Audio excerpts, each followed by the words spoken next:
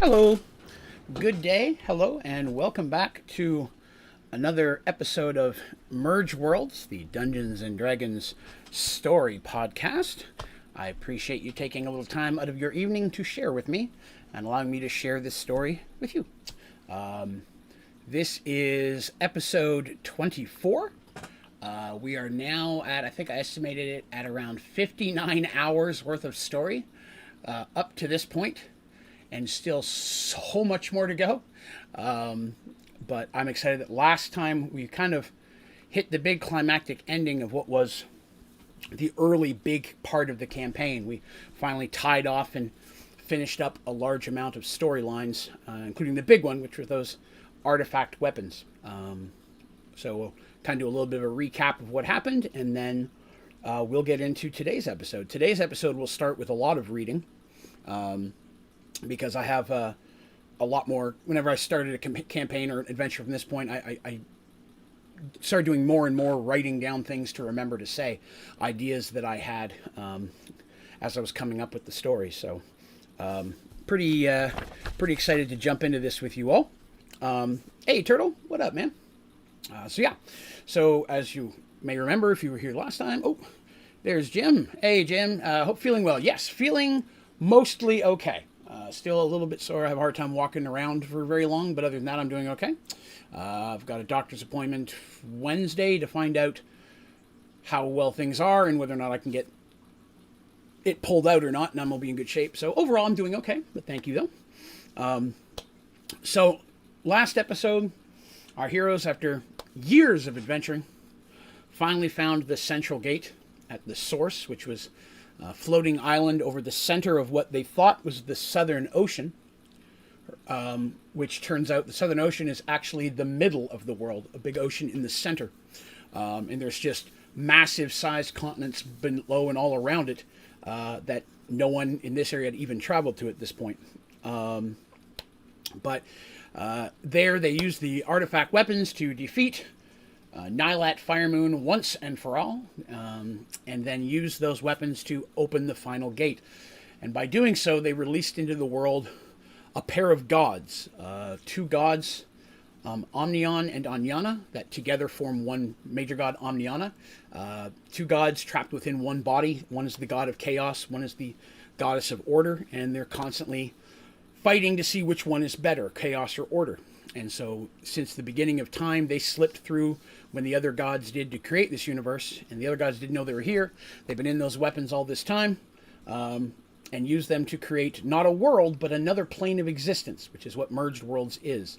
A place of perfectly ordered chaos. A place where they can finally, once and for all, gamble and see who is more powerful, chaos or order. They learned that what they'd lived, that time, basically the time from the merge to when they got to that island had happened many, many times. Different people, different groups, and in each situation, everyone failed until this group. So it could have been years, decades, centuries since the original merge ever happened. And going back home, most of the people they knew and loved would all be gone. So pretty much everybody decided to stay on Merge World and make a life for themselves. Darsh gave Dandy the smaller of his two ships, the Miss Dandelion, and her and Michael went off to basically take up Michael's new quest of hunting and destroying undead.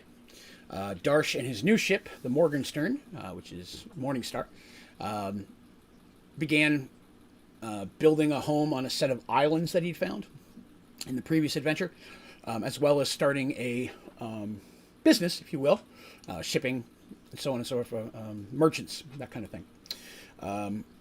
Dandy and Mercy went way north to the temple that Artemis and Mercy went north to the temple that Artemis had inherited, basically given to her by her god specifically, and she decided to build a larger temple there, and Mercy decided to build herself basically a castle for all intents and purposes, more like a large fort, but a castle, and that they would then oversee that area and try to protect the small towns and the people of that area that for generations have been oppressed by one group or another. Not to take them over and lead them or become king of all the land, but to be a force for good and to protect those people.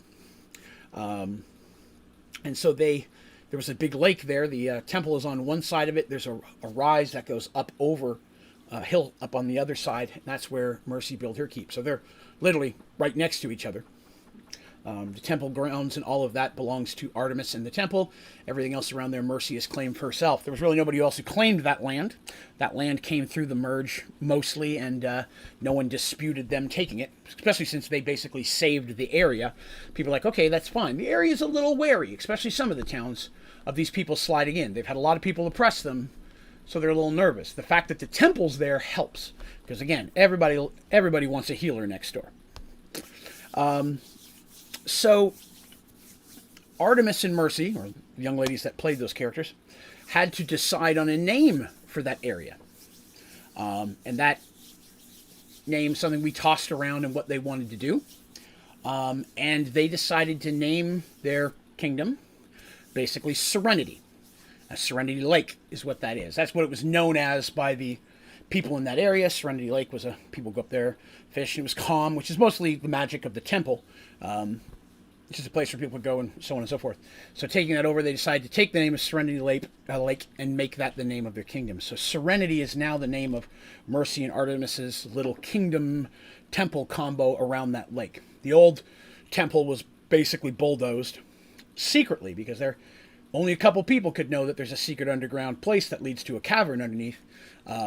Obviously, somebody had to know, so Artemis had to trust the dwarf that they hired, and he only brought in a special small group of people he could trust to not let that out. So that was a little secretive building area while everybody else was around. It's easy to hide it. You can say, hey, listen, because it's a temple, it has to be blessed. Only a certain amount of people can be here. None of the other building, whether they're humans or dwarfs, wants to do anything that's going to unsanctify holy ground. That's super bad luck, right? So they're like, okay, cool, we won't go in there. And that's kind of how we worked it out, where they were able to build their little more improved way of getting down to the cavern known as Tavian's Tears, which is a holy water, a lake that was blessed by Tavian himself, the god of healing. So this is where we're jumping in right now, is probably about 13, 14 months after we left the characters. A lot of progress has been made by all of them. And you may remember that at the end of the previous adventure, Tobias, their friend the wizard, gave them each basically a small crystal ball that they could talk to each other through. And once per month on a specific day, they all reach in, how are things going? Do you need any help? So on and so forth. How are things for you? And just keeping up with everybody, make sure everybody's safe. Of all of them, Dandy's probably in the most dangerous situation, because her and Michael are constantly out fighting undead. Darsh has to worry about sea dragons and pirates and stuff. Mercy and Artemis, not so much. Occasionally, goblins, brigands, things that slide through there, but not too much at all. So overall, pretty good. Oh, hello, Xbox. Thank you for coming by. All right, so been about 14 months. Both the temple and the Serenity Castle, basically is what you want to call it. Again, Mercy did not take any names such as Queen or anything of that nature, but she is viewed as a noble in this area for all intents and purposes. Lord knows she has the money for it. So Lady Mercy is pretty much how she's known as by the people in the towns. And none of the towns have any animosity to her. Some towns are a little bit happier than she's there than others. Moonbrook, and what's his name, Oakleaf, which Oakleaf, remember, was pretty much burned to the ground. Some people have rebuilt that slowly. Those two, and Nardell, which is the little one they came through first. Those three towns are probably the closest with them. There's some more towns to the west that they have a little bit of trade with and such that are known in this area. But they didn't directly go in and save those people, so those people don't view them quite as hero-like as the other ones do. But overall, it's been pretty good. No major issues overall. As the castle and the temple has grown, so has the followers and the people that have been attracted to it. Mercy is taken in at this point. There's tons of people here building. You're building a castle. You got a lot of people coming in from Paxawal, and even some of the surrounding people from the villages who maybe their farms were still decimated from before need work. A lot of people have come to her for work and is able to do that.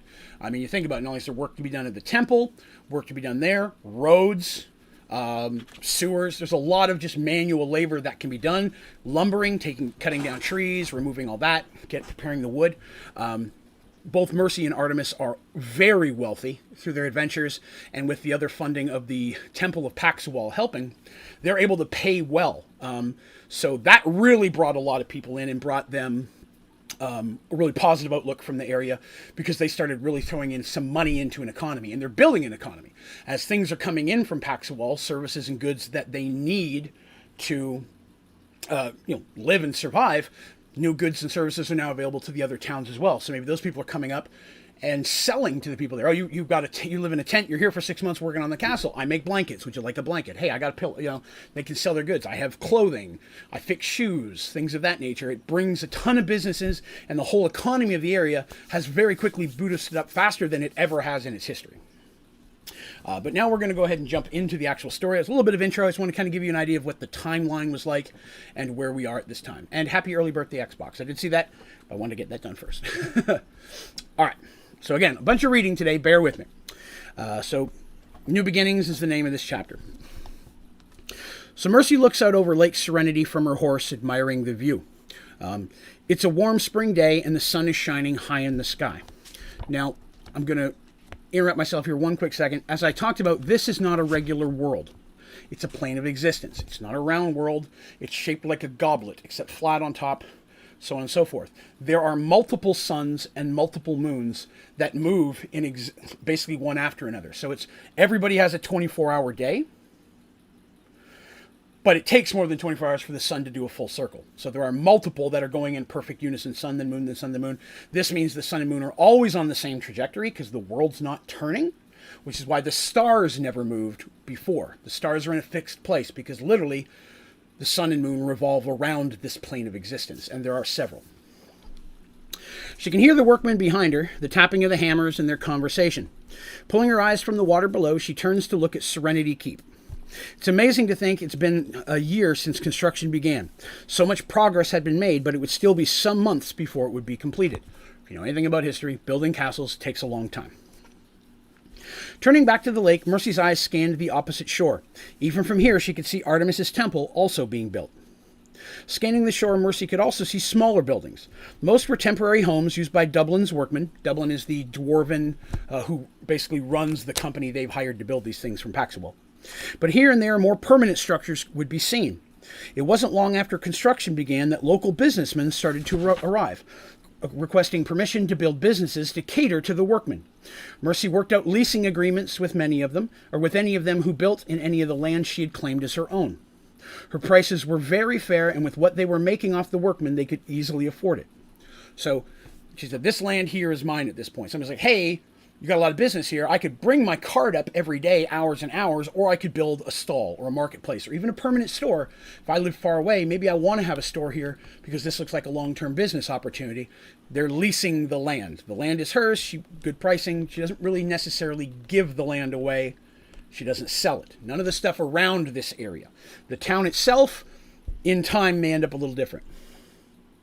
The largest of the building was a 2-story structure known as the Iron Steed Inn. Owned by Walter Bovis and his wife Elora, it had become quite a popular place. Bovis was an exceptionally large man who didn't suffer trouble, so rarely had there been any incident. So this is an inn that a lot of people are traveling in from day to day. There's other little ones, but that's probably the biggest structure other than the castle and the temple. Mercy got her horse moving back down the hill toward the small home she lived in. It was a simple 3-room dwelling and had been built by her men while she and her friends were at the source a year earlier. Tying off Namid, which is the name of her horse, outside, Mercy went inside to change. Her morning ride had been quite wonderful, but she was supposed to meet Artemis for lunch. Washing off the sweat from her morning ride, Mercy quickly changed into her leathers. Tying her hair up with a black ribbon, she quickly looked up at her home and remounted Namid. Turning him towards the temple, she hurried on her way. So they kind of get together at least once a week because they're very busy ladies. But they try to make sure that they always have lunch once a week, talk about stuff, and just kind of have some time. So now we're going to switch over to Artemis. No, I think I prefer the blue one, said Artemis. The seamstress nodded and placed the roll of cloth on the keeper's pile.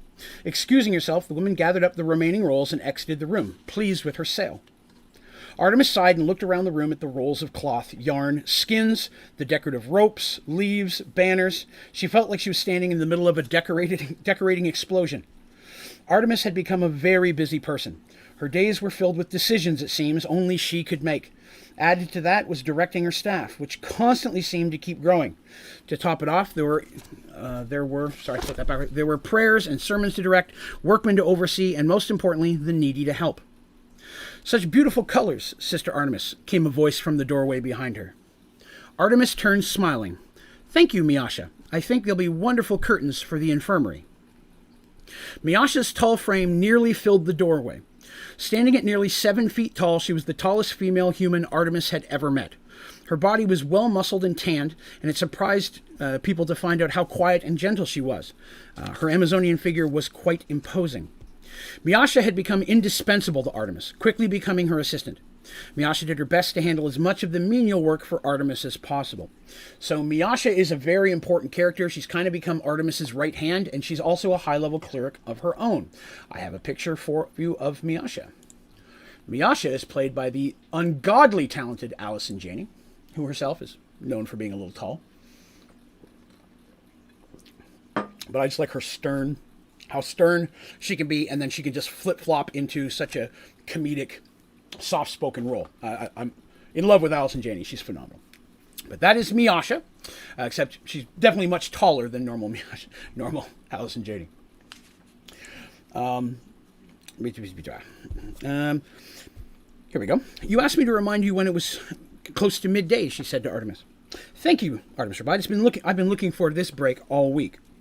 The two women walked down the hall towards the cathedral. The sounds of workmen could be heard, but she was supposed to... but in all directions.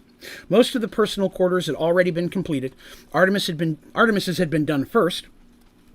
Not that she wanted that, but everybody determined, like the followers, the people, all the people in the town, she being the head cleric, her rooms need to be finished first. She wasn't given a lot of say in that. Which, Lucas being head of security, which he is, Lucas is the head of the Templars here. If you remember, Lucas is an older gentleman who's been with the temple for a very long time.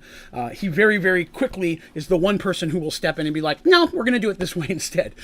Never anything major or religious, but on the basic stuff, he kind of takes the forefront, which sometimes frustrates Artemis, but she knows everything he does is genuinely for the best and for her protection as well as everyone else. So rarely have they ever had any words. "May I ask a question, Sister Artemis?" asked Miasha. "Of course," Artemis replied. "You know you may ask me anything, and please, just call me Artemis." She says that a lot. Miasha nods and says, "Well, are you sure it was wise to put Kelvin in charge of the spring festival?" She's wringing her hand very nervously, like she feels bad for asking, but she has genuine concern. Artemis stifled the laugh that almost popped out. "Yes, I'm sure. He's a very capable man, and to be honest, this really is his kind of event." Just then, Kelvin came running up the hall towards them. Again, Artemis had to fight back the laughter, seeing Miasha roll her eyes at his approach. "Sister Artemis! Sister Miasha! Look here!" Kelvin exclaimed as he slid to a stop before them. "Look at my tomatoes! Aren't they the best tomatoes ever? They're the first things to ripen from my garden. My zucchini is almost ready, too. Soon I'll have a bunch of tasty things for you all to try." Artemis smiled down at the little man before her. As a cleric of Malachi, goddess of the harvest, Kelvin's robes changed to match the colors of the harvest and the changing seasons. Currently they were a light green. Unlike other Kender, he preferred to wear his hair long with a small ponytail over the length. So Kelvin is a Kender cleric of goddess of harvest, harvest and celebration. So he's no slouch. He's a pretty high level cleric himself, not quite Artemis level, but he's up there. And he, while doesn't have official duties here, he's very, very vengeful. And at first people would be nervous. Oh my God, a Kender cleric. But with his specialties, harvest and nature, the ability to help plants grow, seasonal things, his magic is based on that. So if a farmstead's having a problem with the ground not growing, he can go up there and cast spells that can help that. So he became very beneficial to the neighboring towns and areas as they've been rebuilding their farms and fighting the blight that was cursing it earlier on. I have a picture of Kelvin. I should throw that out there. Kelvin. There he is. I can't remember that actor's name, but I've seen him in a few things, and I really liked him. And he kind of has, to me, what would be that Kender look. Probably not the facial hair, maybe the facial hair, but definitely longer hair. "Those are beautiful, Kelvin," Artemis replied. "I can't wait to taste them. I saw your garden yesterday, and it looks wonderful." It truly had been a sight to behold.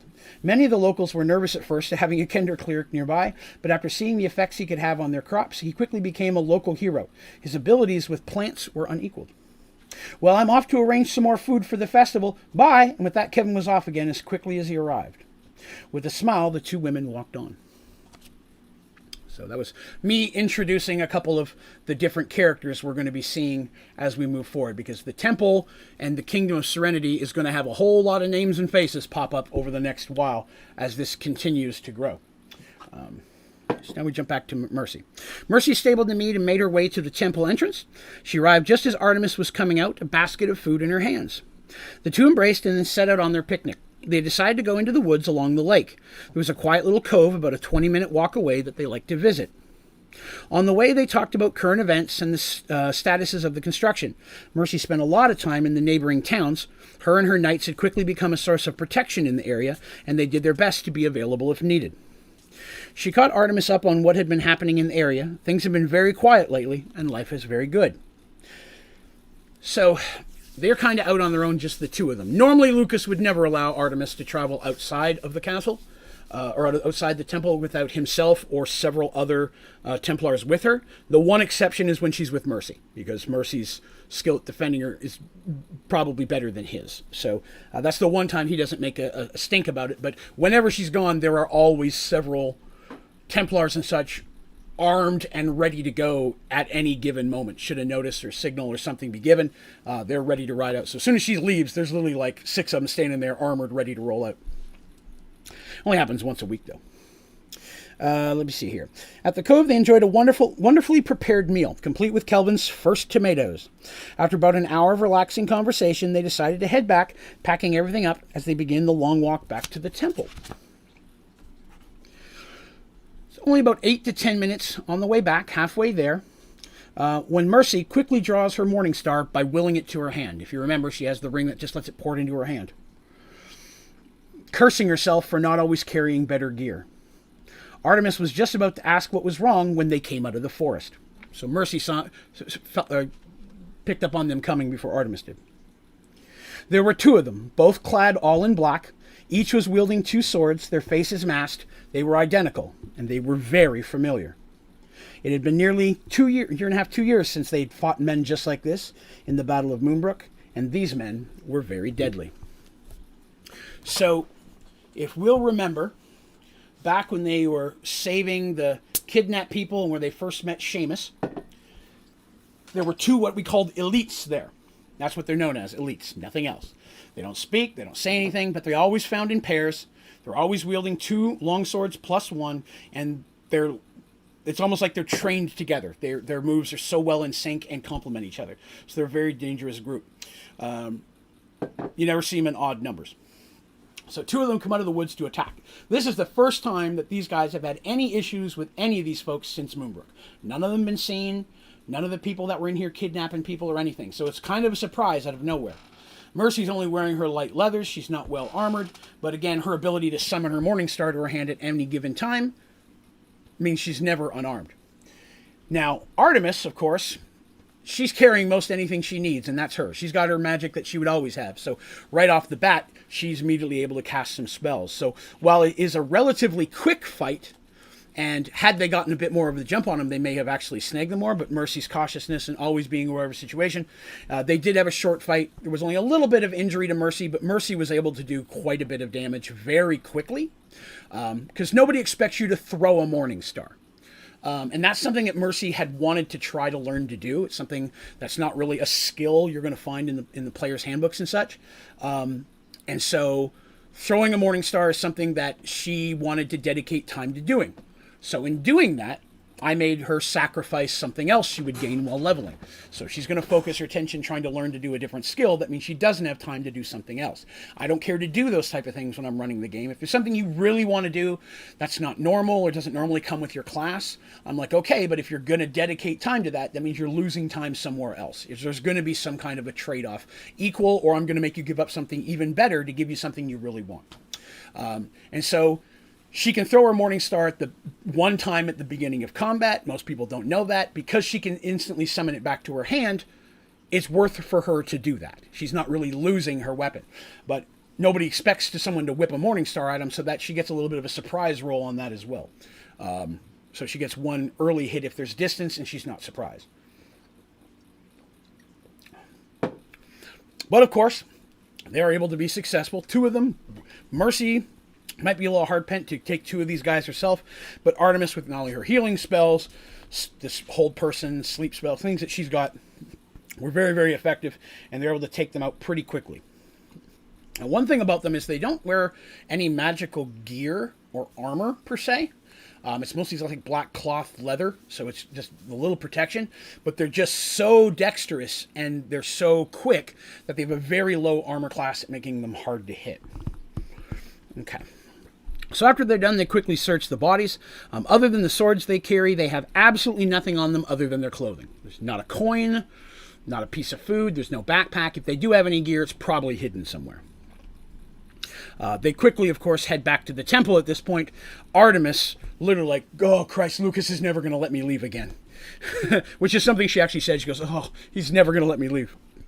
As soon as they don't run into any more trouble on the way back, and of course, as soon as they get back, they let Lucas know, and he just flips his lid. He immediately starts calling Templars. They just start scouring, sending people out to search the woods.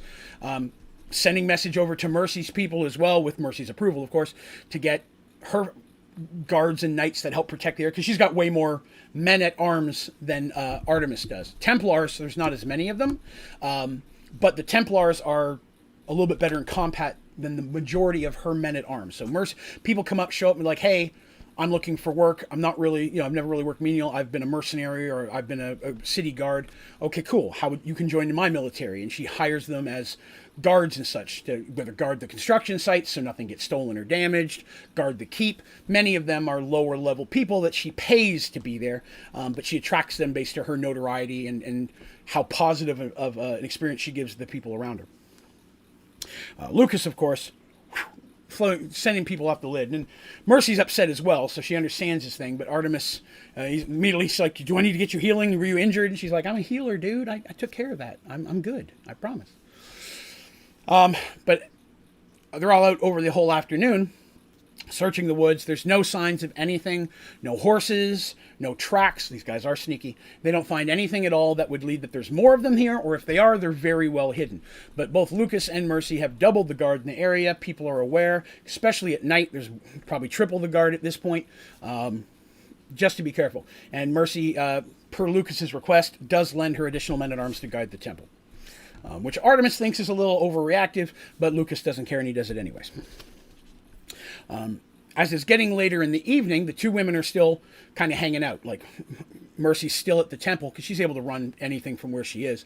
She spends days at a time away from Serenity, dealing with the local villages, or there's some wolves messing with these people. Go take care of the wolves. Some goblins were seen messing over. They go mess with the goblins. So she constantly on the run, and she comes back a day or two of the week, checks in, see how things are, if there's anything else needs to happen. But she's constantly on the run with her knights, keeping things cool.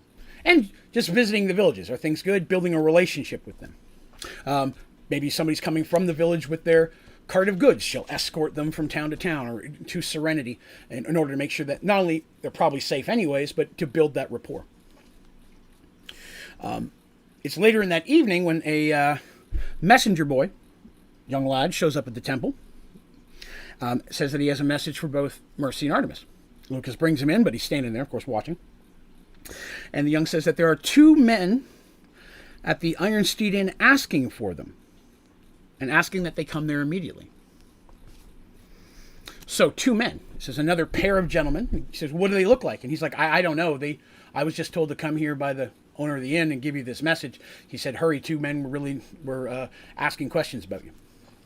Well, Mercy, of course, immediately, like, I'm gone. And Artemis is like, I'm going too. And Lucas is like, hell, you are. And she turns to him she goes, I'm going to deal with this. If you want to come along, that's fine. But do you want to physically keep me from going to this place? And Lucas steps back and he's like, all right, okay, we cool. Rarely does she stand up to him. And he's like, I understand, this is important. So both he and several of the other guards are going as well. And they mount up on horses because it's a little distance, but they bumble along. They show up at the inn, and as they arrive, they open up the door and enter the inn cautiously. Because again, there could be two more elites in here. The room is full of workmen, and the smell of pork hangs in the air. good meal. This is a place a lot of people come for the dinner at night. Everyone waves and greets everybody, because, of course, Mercy and Artemis know everybody here. Immediately you see the two men in question sitting at a table in the corner, and you breathe a sigh of relief when Tobias stands up to greet you. So it's their good friend Tobias, the wizard from Paxawal. Tobias is a good lad. Although he's a grown man now. He was 16, 17 when all this started. Now he's in his early 20s, and he's become quite the mage in his own right, being an apprentice to Lamia, who was one of the head mages there. He very quickly jumped the ranks, and skill-wise, he's had a natural talent for it. He introduces the other young man, his own apprentice, a young man named Edwin, who's 16 years old. So Tobias now, at this point, he's no longer an apprentice to Lamia. He is like a partner. He works with her a lot, but he's graduated to having his own apprentice at this point. They say hello. They say, how are you doing? So on and so forth. They haven't seen him. Oh. Thank you, Sid Loaf, for the follow. I appreciate that. Thank you for coming by. But they haven't seen him since all this really kind of started. Sleeping very tired. All right, Luxbox, you have yourself a good evening. If you want to hear the rest of this, it'll be up tomorrow, or as soon as this ends, and I'll have it up on Spotify and iTunes tomorrow night as well. Hope you have yourself a good evening. But they haven't seen him in a while, and even though he's clearly happy to see them, he also has a look of very concern on his face, so they make the hellos very, very quick. I bring sad tidings, my friends. There's great trouble in the southern kingdoms. King Gerald of Thorman has been assassinated. Now, if you remember, King Gerald is the one, Thorman, that's the city that the undead were coming at. They went there and helped out. There was an assassination attempt on his daughter. They jumped in and saved it. You may remember that from earlier adventures. The characters are like, oh my god, really? Do we know who did it? And he's like, no. And he interrupts, he goes, please, friends, I'm afraid there's more. Several attempts were made on council members of Paxawal as well. Felix Rumblebellows, head of the Merchants Guild, was seriously injured. But worst of it all, and it's a great concern, he goes, Father Bartholomew and Sister Mara have both been poisoned. So Artemis and Mercy are like, poisoned? Well, that's horrible, but they're clerics. And he's like, they've tried. They've tried everything that they can. But no magic spell seems to be eliminating the poison. No cure, no medicines that we have. In fact, any magic spell they cast seems to only make the effects of the poison worse. So they were poisoned 4 days ago and have been in a coma almost ever since. No one and nothing they found have been able to heal them. Brother Lycos, the only remaining head cleric conscious, who wasn't affected, he wasn't with them, is requesting that all capable and ranked healers come to the temple as quickly as possible. They're going to try some seriously powerful multi-group spells to try to heal this, and he needs all the powerful healers he can. Lady Artemis, with her rank and abilities, falls within that classification. Lycos sent Tobias for Artemis, asking that she come immediately. And she's like, of course. I mean, definitely. Even Lucas is like, well, no, we understand this. He was in that temple for 20, 25 years. She's like, of course. I'll prepare a group immediately. We'll get to the temple. And Tobias is like, that's not going to work. You've got several days. There's a road now that you've built leading to the temple. But even then, it's going to take you a day or so to get to the portal, the realm gate, then port to Paxawal, and then it's days, if not a week or so travel. We don't have that kind of time. He says, he asks Mercy and Artemis straight there. He goes, do you both still have the rings of teleportation that Lady Lamia gave you? And they said, yes, they're wearing them. They're not wearing them. They have them in their homes. They don't wear them all the time. But those were rings that allowed them to teleport to their old house in Paxawal. He's like, I think it'd be best that you use those. It's the quickest way there. I'll come following immediately. I'll hurry and do my best to get there. I'll come back to the portal. I don't have a teleport. He was teleported here from the Wizard's Tower, but it's not a spell he has. Somebody else teleported him here. He goes, I'll come back as quickly as I can. But that's the fastest route. And with both of you, while looking at Lucas, I understand that you don't want, I'm sure, her to go alone. She'll be with Mercy, and it's of the essence. No one else knows they have that ability. No one will be expecting her to just appear there instantly. So anyone watching for her to be coming will be watching for her coming down the road from the portal. This will be actually better in the long run, and Lucas can't disagree with that.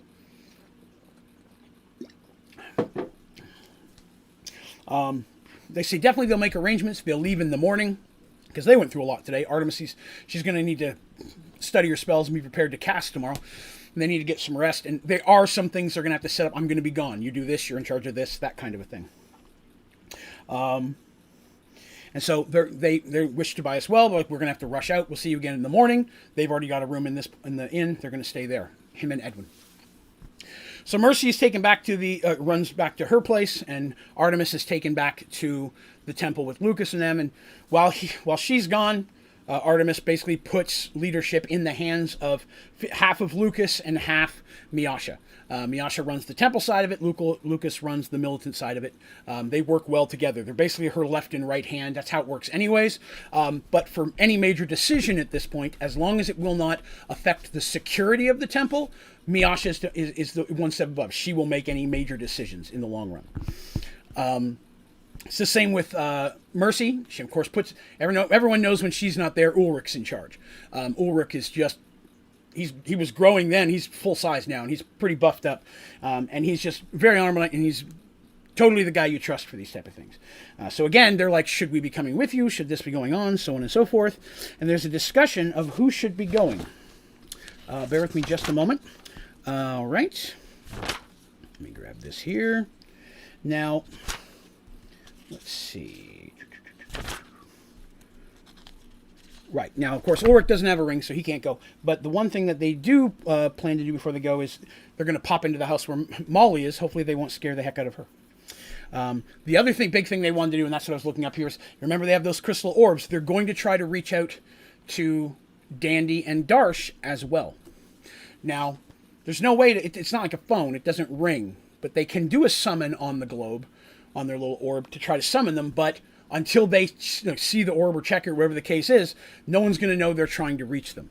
And that's why there's a specific day every month they know this is the day we get our ball out, put on a little stand, and we have a conversation. But they're going to try to reach out. There we go. So they go ahead and they do that as quickly as they can.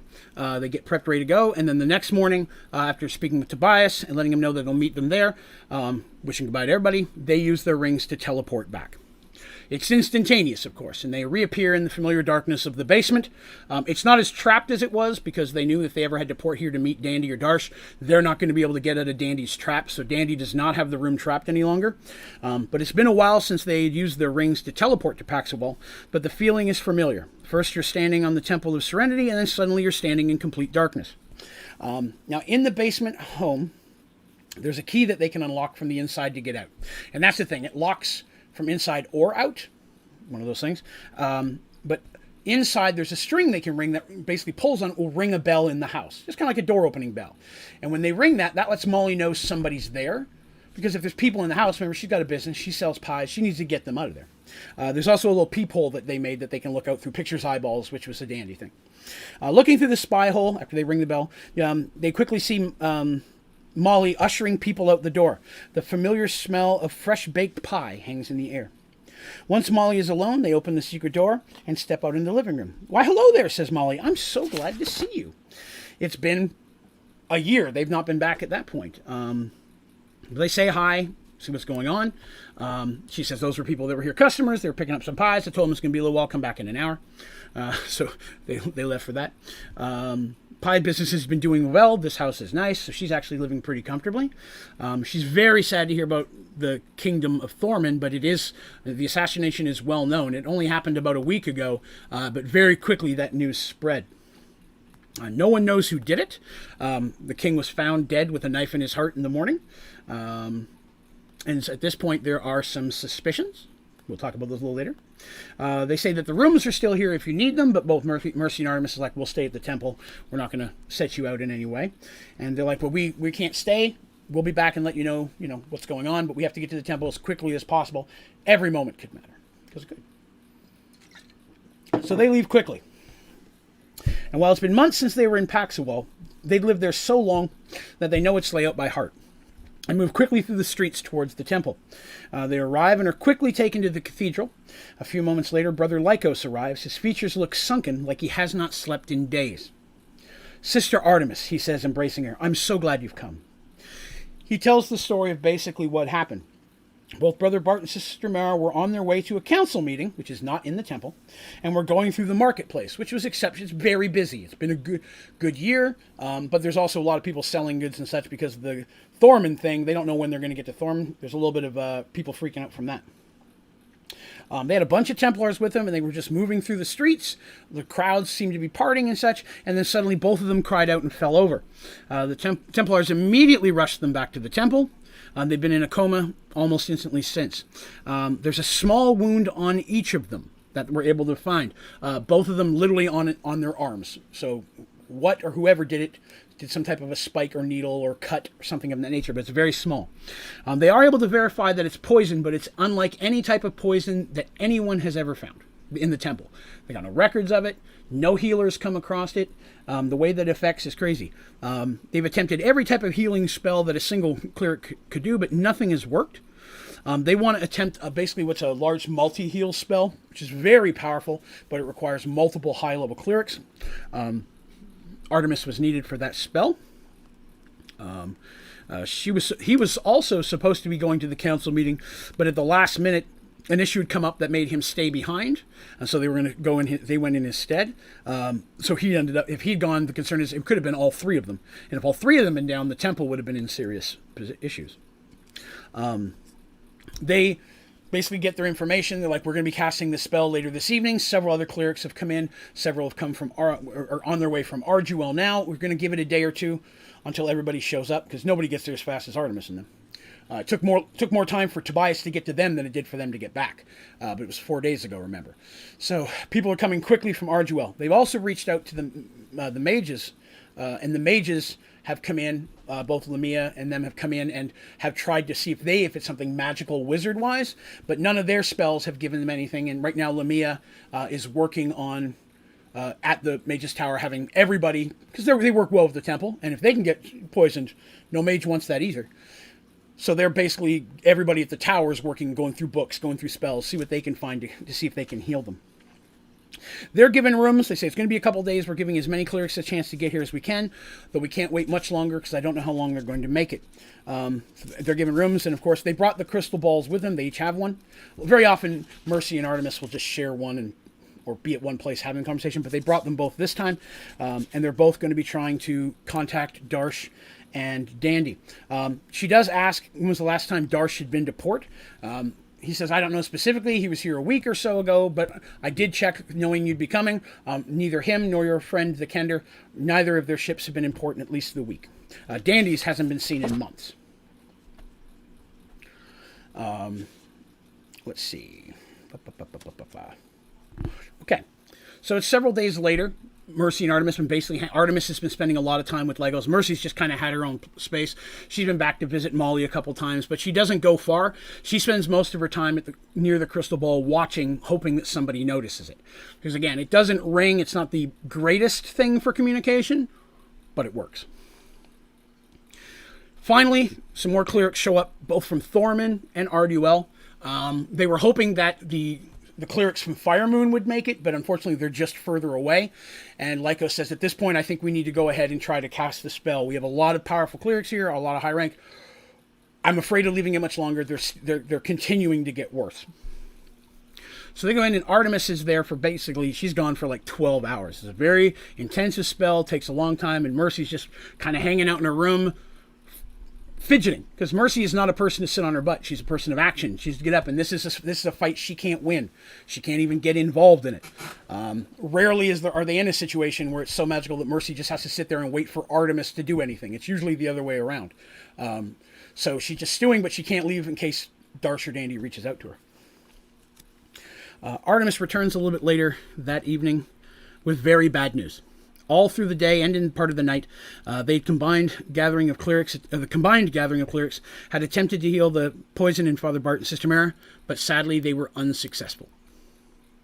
Tired and defeated, Artemis and the other clerics returned to their rooms to rest so that they could try to rest up and try again the next day.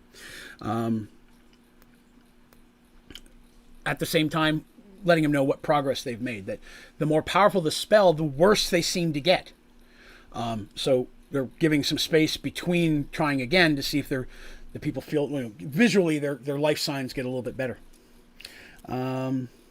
But at this point, Artemis is concerned. She goes, that's pretty much one of the most powerful spells we've got access to here. I mean, it would take a high priest or a king priest to cast anything higher, and there just isn't one in this area. They're rare that somebody gets that high in power, because you're basically a chosen of the god as well to get to such of a rank. Artemis never had any desire to do for that. She just always wanted to serve the best she could, but that's still well beyond her means. Everybody's trying to, like I said, figure out what's going on, see if they can do more research. They've checked in the library. They've done everything from fables of oracles, healing miracles. Look, the problem that they run into is a lot of the books are like, yes, there was a special healing oracle that lived here. They didn't come through Mergeworld. There was a stone of great magic. If you visited it, that didn't come through Mergeworld. So a lot of the history that they're reading doesn't help because that's just not part of this new world. And there's no record that anyone can find of this kind of poison at all. Let's see. The next day, Brother Lycos gathers the clerics up. Mercy's allowed to come as well. And he goes, at this point, I honestly don't know what to do next. The poison, he goes, definitely from what we've found, the poison is magical in nature. It's not just a regular poison. But somehow it's blocking and even absorbing the magic they're casting on it. And maybe and turning that into basically what he believes is causing the poison to spread faster. He goes, his concern is that at this point they need to try to find some kind of non-magical antidote, but there's been they haven't found anything of that nature. So Mercy and Artemis decide they're going to go and they're going to check with Lamia.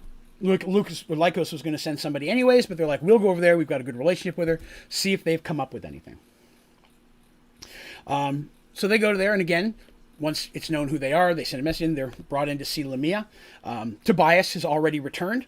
And when they show up, both of them are dressed like they're going to travel somewhere. Okay? So it's just a thing to be aware of. Look like they're going to travel somewhere. Lamia says that with the information they've received, and she's been there to cast some spells herself, at this point, they also have no idea what's going to cure it. They have no record of what this poison is, and they're not sure what's going on. They've reached out to the herbalists in the area. They've reached out to pretty much anybody you can think of, and no one has ever heard of any type of poison of this nature. So Lamia says that her and Tobias had planned to go on and they look at each other for a minute like they're struggling for a word, expedition? A magical search, if you will, even before this incident happened. But the current need has pushed us to move even quicker. We have and again, they're looking at each other. They're trying to say without saying too much. We have a possible avenue where we might be able to find the answer. I don't know for sure. It's a gamble. He goes, but the spell that we're casting, she goes, I'm going to be honest, is quite dangerous. There is the chance that we may not return. As harsh as that sounds, she goes, we're casting a spell that we've basically created, the two of us. It's going to take both of us to cast it. If all goes well, we should be fine. But like any magic spell, until you've tested it, you don't know if it's really working the way it's supposed to. Hello, Teresa. Hey. And they're like, so Mercy and Artemis like, are you sure I understand how important it is, but that sounds pretty dangerous. And they're like, well, we were going to do it anyways. We've been working on this for a long time.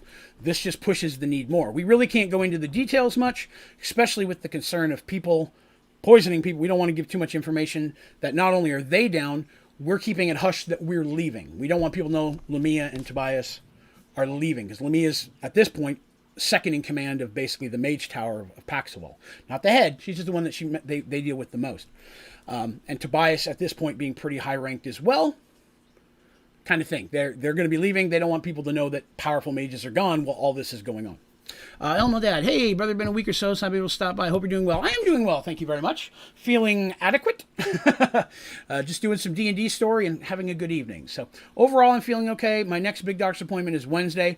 I'll have a little bit better idea of what the next month is going to look like once we go in there and have x-rays and ultrasounds and such. But thank you for stopping by and checking on me. I appreciate it. Looking better. Well, thank you. I'm definitely not in anywhere near as much pain as I was before. Now it's just mostly discomfort and ache.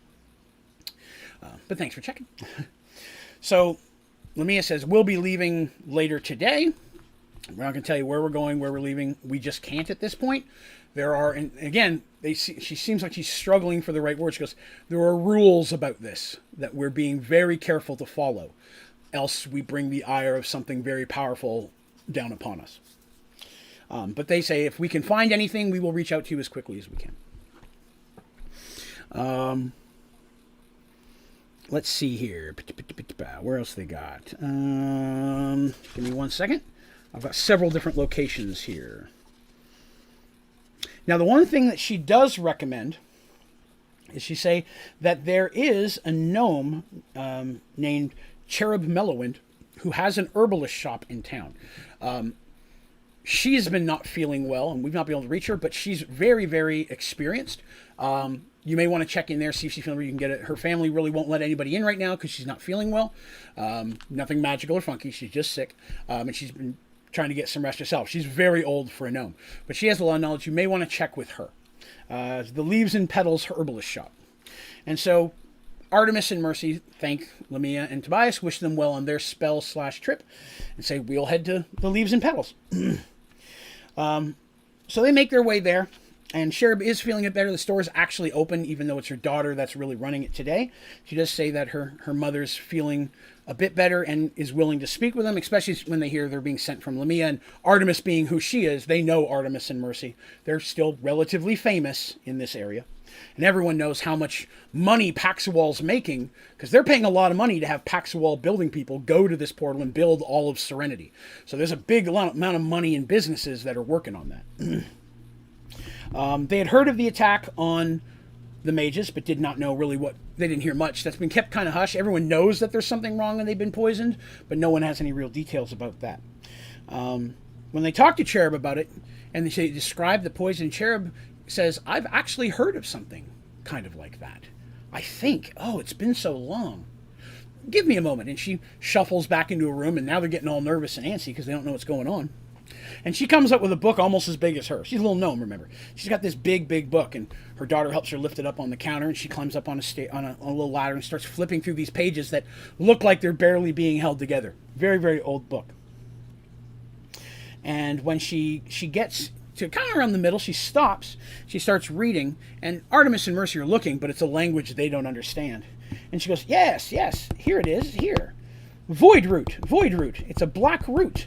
And she goes, it sounds kind of like it is. It's a plant that's very, very rare, immune to magic of all kind. In fact, magic seems to have a detrimental effect by causing it to spread even in nature. If it's in a body, it'll slowly kill the body by poisoning the magic. So if you use it on Farmer Bob, who has no real magic in him, it just might make him ill for a few days. But the more powerful someone is in magic, more magic they're instilled with, the more the poison eats away and hurts you. So the more powerful you are, the more damage it can do. Someone in the ranks of Artemis or higher, it would eventually kill them. She goes, I recognize it from the world that she came from, whichever it was. She also says, according to this book, there's no known antidote. She goes, now that being said,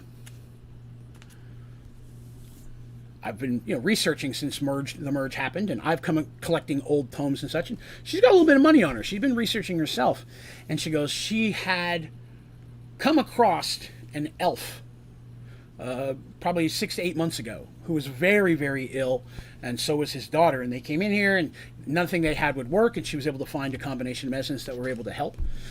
He was very happy and spoke very openly to them, and while they were talking, mentioned that had he wished he was closer to he could get back to the elven kingdom of his home, he goes, because he's sure there'd be a cure there. Of course, he probably wouldn't have access to it, as it's usually not given to commoners. Cherub was very interested. She goes, what type of cure are you talking about?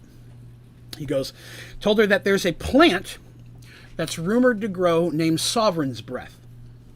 And Sovereign's Breath is incredibly rare, like uber rare. And is rumored only to grow near or on the burial sites of elven kings. So elven kings and queens, it'll only, basically, magic, will only grow on the burial sites of a king or queen of an elven kingdom. And the plant only blooms once every moon, and the flower must be harvested then. The flower will then fade and die by the next moon. Can only be found in ancient kingdoms, because not all elven kingdoms doesn't. You still have to plant it, but it'll only grow in those situations. But she goes, that, as far as I know, Sovereign's Breath has been found to cure everything. She goes, what research I've done on it and people heard of it, if it's real, it's the most powerful healing herb that I've ever come across.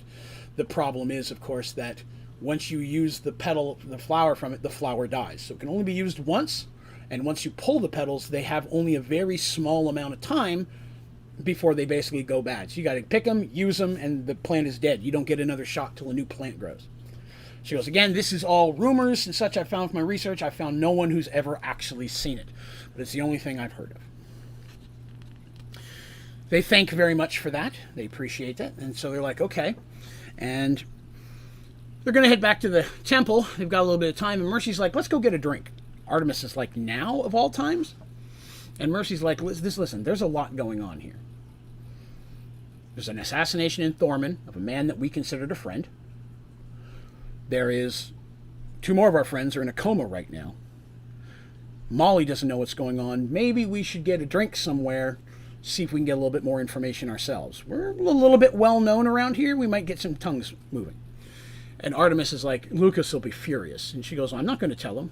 And Artemis smiles, and they start heading towards an inn. So they go to the Inn of Smythe. And Smythe is one of the biggest inns in the area. It's over 200 years old, run by Richard Smythe and his family, been passed down for generations. They go there first, kind of upstanding, nice place, not real dangerous at all, fancy schmancy. They go in there and they're asking some questions, get a drink or two. They get some good quality drinks, which is nice. Mercy's like, good stuff. They only rarely get the good stuff in Serenity, because people there's no old wines or beers made yet. Although she's put some thoughts into very seriously trying to hire a brewery, convince someone to move to the area and start a brewery. It's very important to her. The Thorman locals are very upset, and the kingdom is right now in a little bit of minor chaos. With the king being assassinated, of course, you can understand that. Paxwell is also nervous. When you have a kingdom that's unsettled next door that's having problems, you got to worry that type of stuff may spread. But they spoke with Richard, the owner himself, and Richard's like, I don't have a lot of information here. We're busy. He goes, if you're looking for more rumors and such, he goes, you may want to try the Pug Bar and Inn. It's down near the docks. The sailors go through there. You may get a little bit more information. They thank him for his time and they head out. I gave them, when we were doing the story, I gave them a list of places where they may find information that they needed. And I'm like, you have a day to do this. You can visit 2 of these 5. Where do you want to go? And the way I ran it is I had lists of things that they can learn at each place. They had to ask the right question, and if they asked a question that pulled up one of those answers, I'd give it to them. I was not set up in a specific way where I was going to give them all the information. They had to ask the right questions to get it. But I like to do it that way. And some of the answers I give are wrong or lies or rumors anyways, because that's what you get in a place, depending on where you're going. But I just don't say, oh, this is what you learn when you get there. You got to ask the right questions to get it. I want them to role play their characters. So they go down near the docks and they go into the Pub Bar Inn, not the best area of town. They go inside, and it's run by a human male named Pug Drevens. It's his place. And they walk in, and immediately they start getting looked at and leered at by people. But no one even begins to hassle them, mostly because Artemis is there. Mercy, they might have hassled a little bit if they didn't know who she was, but Artemis, no one's going to try to bring the ire of the temple down on this town. The Templars will just come through and wipe out everybody. So the Templars make sure that you realize you don't accost a cleric in this city. And they're off limits for thieves. Even the Thieves Guild doesn't touch the clerics. Because at that point, the Templars don't screw the city guard. The Templars will deal with it themselves. And even though they're Templars of good, they'll get violent if they need to. But they get there, and they have some drinks, and they start chatting with people, and they're role-playing, meeting different people, and they're having to slide some coins out, What do you remember if I slide this gold piece across the table? That kind of thing. And it was a fun role-playing experience, because they'd done some of that, but it had been a long time in the previous story. So it gave them a chance, just the 2 of them, to do that. And it's cool because I have the list of what I had, and I checkmarked the information they got. So I'll read to you the same information that they got. There are rumors of another great army building far to the west of Thorman. And if you remember, there was those rumors before, back around the undead time. There's another rumor that Brother Lycos is actually responsible for Bart and Mara's poisoning because he's trying to take over the temple for himself. They also got one that several Paxual merchant ships have sunk, evidence of possible Minotaur involvement. The Queen of Thorman is to take over the kingdom. The princess is highly pissed because it's her mother-in-law. So the princess technically would be next in line had the queen not married her father. So there seems to be some internal strife there as to who the official new leader is of Thorman. Also, tensions are high right now between Arduel and Santriel. Santriel is the elven kingdom far to the west. Arduel is where King Christopher was. That's their friend. There's also rumors that there are giant alligators that used to be pets living in the sewers. So that's the information that they were able to get at the Pug Bar and Inn. And at the end of that, once there was their two places, they chose the herbalist shop and they chose that place. They go back to the temple to rest, Artemis to see what Lycos may need from her, Mercy to get back to the globes. All rumors, that's correct. All they're getting is rumors from the sailor's place. But some rumors are true, some rumors may not be true, and some rumors may be based on a hint of truth. So, you know, the telephone game. By the time it reaches you, how many people has it passed through? And I like to do it that way. Nothing in there is exactly correct. Nothing in there is exactly a lie. It's just rumors. So they go back to the room for that night. And then we move on to something a little different. The salty mist of the sea fills Darsh's nostrils. His fur and clothes damp with it. The sound of the Morgenstern are all around him. The water hitting the ship, the creak of the wood and the ropes, the conversation of his men, the laughter of people who become friends, even family, over the past year. Darsh thinks fondly of his crew. These men and women have served him well. They fought at his side, battled storms and disasters. They've proven themselves time and time again. Doram Marshlight, which is Darsh's first mate, stands at his side on the bridge. Doram was the most trustworthy person Darsh had ever met. He'd become Darsh's right hand, anticipating his needs and keeping his ship in order. He'd become a friend and confidant. Everything's running smoothly, Captain, Doram says. Darsh nods and looks up into the starry sky. The night's coming over. Very good, Darsh replies. I believe I'm going to call it a night. You have the wheel, Mr. Marshlight. Aye, Captain, Doram says, accepting control of the ship. Darsh heads to his captain, nodding and speaking with each crewman as he passes.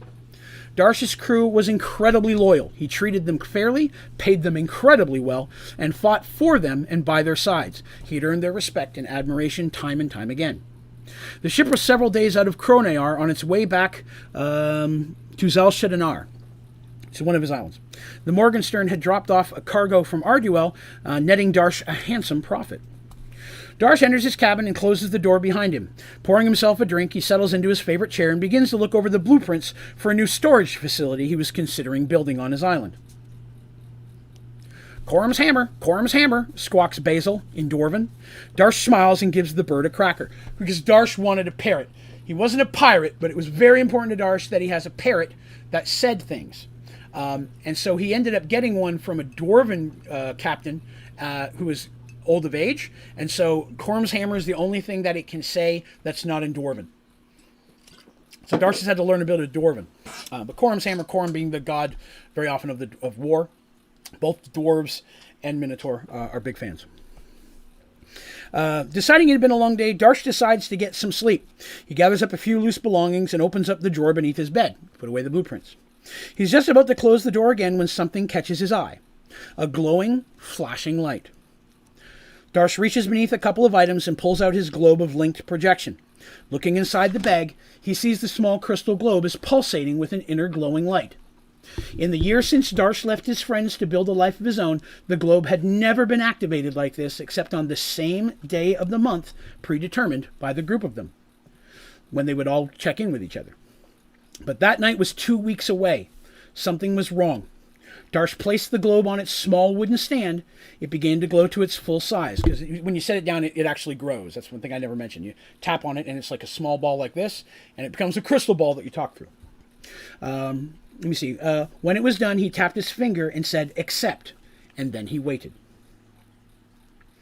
So at this point, this is the third night after the failed spell to try to heal the two clerics that had been poisoned.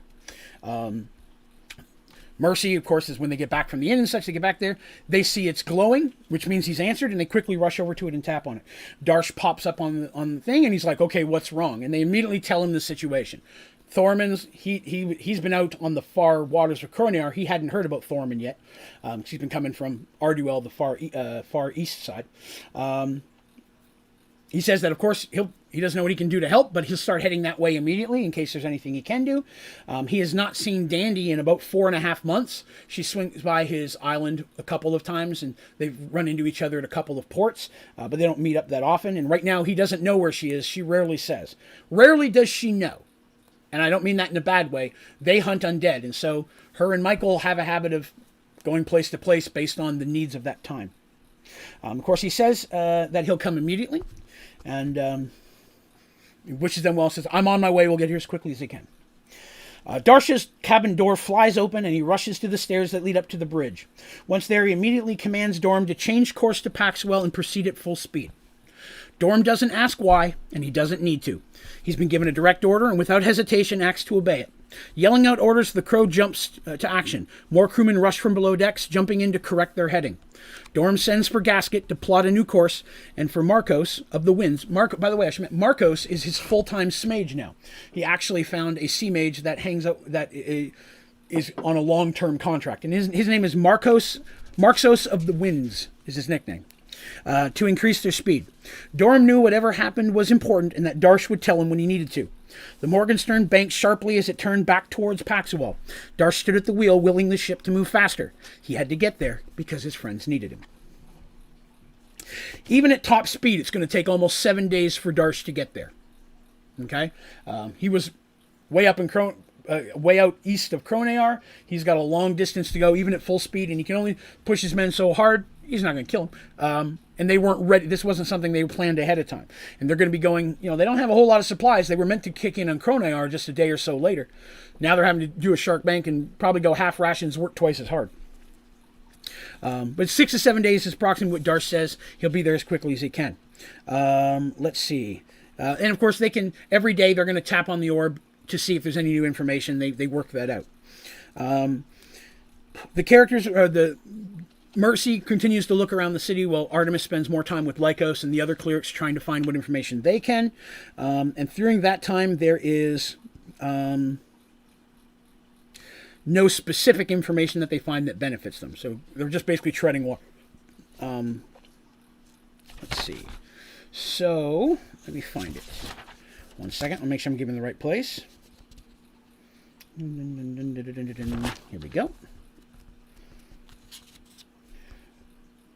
All right. So, the information, after thinking of this and talking with Darsh and chatting, Artemis and Mercy, they're like, we don't have any clues to go on other than maybe this flower petal that might cure them. And even though they're high clerics of good, which they are, doesn't necessarily mean that elves are going to help them, because the only elven kingdom anywhere near here is Santriel, and they are not very welcoming. They want nothing to do with humans. They rarely even let non-Santriel elves in there. Occasionally, but not often. And talking with Darsh is like, I stay out of their waters. I just don't go in there. It's just, everybody knows that. I don't need the trouble. I'm not trying to cause a problem, so I stay out of their waters. It's clearly marked. Everybody knows where it is. And with the added tension, in fact, recently they closed their border completely, and any attempting to enter the forest or elven waters is rejected. There's even been rumors or stories that people trying to get in the forest, loggers, somebody or other, have even been killed. So there's a lot of tension between those two kingdoms right now. So Darsh is like, well, we're never going to make it through the woods. He goes, the only thing I could think is we could try to sail in under my ship. I could pick you guys up. We could try to go in, see if we can get, I doubt we'll make it to the shore, but we can get a boat, get a message in, tell them what's going on. Clerics of good are in trouble. They may help, they may not. I don't have anything else that I can offer as an idea at this point, because he checks with his ship, Gasket, the people who know stuff, and nobody there has ever heard of any poison of this nature. At this point, Darsh has made his whole crew aware of what's going on, and his crew are basically good people. The last thing they want are clerics to get killed, and if they can help, A, that's good, B, probably profitable in the long run. These are our merchants. Let's see. Oops, sorry. There's that. So that's the plan that they decide to take. That they're going to basically hop on Darcy's ship when he arrives. They'll take 24 hours to restock it as quickly as he can. Normally it would take longer than that, but Darcy's going to pay top dollar, and they're going to try to head towards Santriel. He asks a couple of the elves and such that are on his ship, what do they know of Santriel? There's only a couple of elves. The only named crew one was Nathaniel, who was his lookout, if you'll remember. And Nathaniel just kind of is like, I really don't know anything about it. I really can't help you. And they're like, okay, cool. Because again, elves, a lot of the elves are from completely different worlds that Santriel is from, right? So it doesn't mean they'd know anything about it. So that carries on. So Darsh is heading there. It takes several days, and he's getting relatively close to getting there. And then this next step happens. Dandy's whole body ached. Even her topknot hurt, if such a thing was possible. As she slowly brought the flying carpet down onto the deck of the Miss Dandelion, her first mate, Lyman, approached her. "Welcome home, Captain," he said, smiling. "Were you successful?" Her pain was momentarily forgotten as she recounted their most recent adventure. Smiling, Michael climbed off the carpet and began rolling it up. Several other crew members grabbed their gear and carried it to their cabin. "And I thought the mummy was going to eat my face right off," explained Dandy. "Well, I'm glad to see that it did not," cut in Lyman quickly. "Where are we headed next?" Lyman has learned that during the story you've got to quickly get in with the question or you're never going to get going forward. "Well, Michael said we need more bolts and arrows, plus we could use a new gig. Let's head to Paxwell and check in." "Aye, Captain," immediately replied Lyman. He immediately began barking out orders and the crew got the ship underway. Dandy smiled, looking over her ship. She loved her boat. Her crew was awesome too, and Dandy tried her very best to take her job as captain seriously. Lyman did a great job of taking care of everything. He was the only member of her original crew still with her, and Michael. Some had not been able to handle a kender for a captain, and most just found the job too dangerous. Hunting undead was a risky profession, but Michael was very good at it. This sometimes brought the ship and crew into dangerous situations. Over time, the crew was replaced by people with special motivations. Many of the crew had been victimized by undead in their lives. Some had lost everything to them. This small but devoted group of individuals found Michael and Dandy's mission to eradicate living dead, all of them, by the way, close to their own hearts, and a way to get back at those who had hurt them. So the whole crew, with the exception of Lyman, who's just loyal to Dandy, hate undead. That's the kind of crew you got. They're all about making sure Dandy and Mercy, they come back, yeah, we just slaughtered all these undead. They're like, yeah, where next, you know? Seeing that Lyman had everything under control, Dandy excused herself and joined Michael in the cabin. Mike was already unpacking their gear. Dandy closed the door and plopped down on the bed. "Wake me in a year," she whimpered. Michael snickered as he hung Menandra and Dandy's hoopak on the wall. "I too could use a good sleep. Once I get this stuff put away, I'll join you." "Well then," she said with a mischievous smile, "I guess I should help so you can get in here sooner." They both laughed and Michael stole a kiss as he walked by. Dandy laid back down and closed her eyes. Life was pretty good. She was a captain of her own ship. Her boyfriend was the best undead hunter ever, and she moved from one adventure to the next. Her thoughts drifted to her friends, as they always do. She hadn't seen Artemis or Mercy in a year. She got to chat with them once a month on her orb, but she missed them dearly. Darsh she did get to see very rarely, though it had been occasionally, but it had been a few months. Whenever possible, the Miss Dandelion made berth at Zelshad Amir is the name of Darsh's primary island. I don't remember why he named it that, but I always refer to it as Darshtopia, just because she hated me doing that, so I started calling it Darshtopia. That's what his islands are called to me. So if I say Darshtopia, I'm talking about his 4 islands, because Zelshad Amir just gets hard to remember. Let me see. Maybe after they visited Paxwell, they'd go see him again. "Dandelion," Michael said. Dandy was standing immediately, dagger in hand. She knew that tone of voice, and it meant trouble. Over the past year, the two of them had grown incredibly close. They knew each other, and they knew and how they thought. It had saved their lives many times. So the way he said Dandelion, she immediately knows something's wrong. She's standing up with a dagger in her hand that nobody would know she would have, because just that's how Dandy is. Michael was standing before the small chest where they kept important items. She followed his gaze to the chest, where she saw the velvet bag holding her orb, a soft, pulsating glow coming from it. "But we're not supposed to talk for another week," Dandy whispered. She ran to the chest and grabbed the bag. Pulling out the orb and placing it on its stand, it grew to full size. "Except," Dandy said, tapping her finger to its surface, now she had to wait. Dandy hates waiting. So sure enough, soon after that... Oh, let's see here. Zach, I'm going to tell my mom this is an audiobook and skip reading. All right. I'll take that. Technically, it is, if I can ever get it written right. So Dandy, of course, again, just like Darsh, it's blinking when it's not supposed to be. That means something's wrong. But is it Darsh? Or is it one of the ladies calling? She doesn't know. So she hits it. It's not long, because again, they got home, it was getting close to evening, before Dandy finally sees both Artemis and Mercy pop up. Darsh is not currently on there. And they tell what's been going on. Dandy and Michael are on their way to Paxawal. They literally just are leaving Ardul. They're kind of in between Ardul. So what they decide to do is that they're going to keep heading towards Paxawal, meet the Morgenstern, hop on that ship, and then Dandy's going to send her crew to Paxawal to restock, hang out, do what needs to be done, get ready for the next mission and stuff. And that's the quickest way, because Darsh and them don't want to wait till Dandy gets there. The Miss Dandyline's only half the speed of the Morgenstern, when they could just meet him halfway. Dandy, they say that's a great idea. Dandy says, "Okay, since we're not going to make it to Paxawal, can you do us a favor?" And Mercy and Artemis are like, "Okay, what do you need?" By this point, Darsh is on there as well. She goes, "There's a store in Paxawal. There's a package there for us. It's a place called the Holy Blade." I thought somebody called my name. It's a place called the Holy Blade. There's a package for us there. If you go in and ask for Weber, tell him that Dandy and Michael sent you. Need you to pick up a package for us. Can you do that? And they're like, "Of course, yes, we'll do that. Darsh is going to be here tomorrow. It'll take a day to get going, and we'll start heading that way." And so Danny says, "Okay." So she gets out there and, like before, tells Lyman. Lyman kicks the gear and the crew starts going there. She explain what's going on. This is a magic thing. We don't, of course, while it may not be undead specifically, at this point, we don't know. We're going to go to the Elven Kingdom. What I want you to do is take the ship to Paxawal, park it, let the crew do what they do. I don't know how long I'm going to be gone. I'll hopefully be back at most in 30 days. Stay there. Tell the crew it's a paid furlough at this point. Keep them on retainer. So she gets the boat going in that direction as well. So she's coming, like if you want to look at it, she's coming this way. Darsh is coming this way.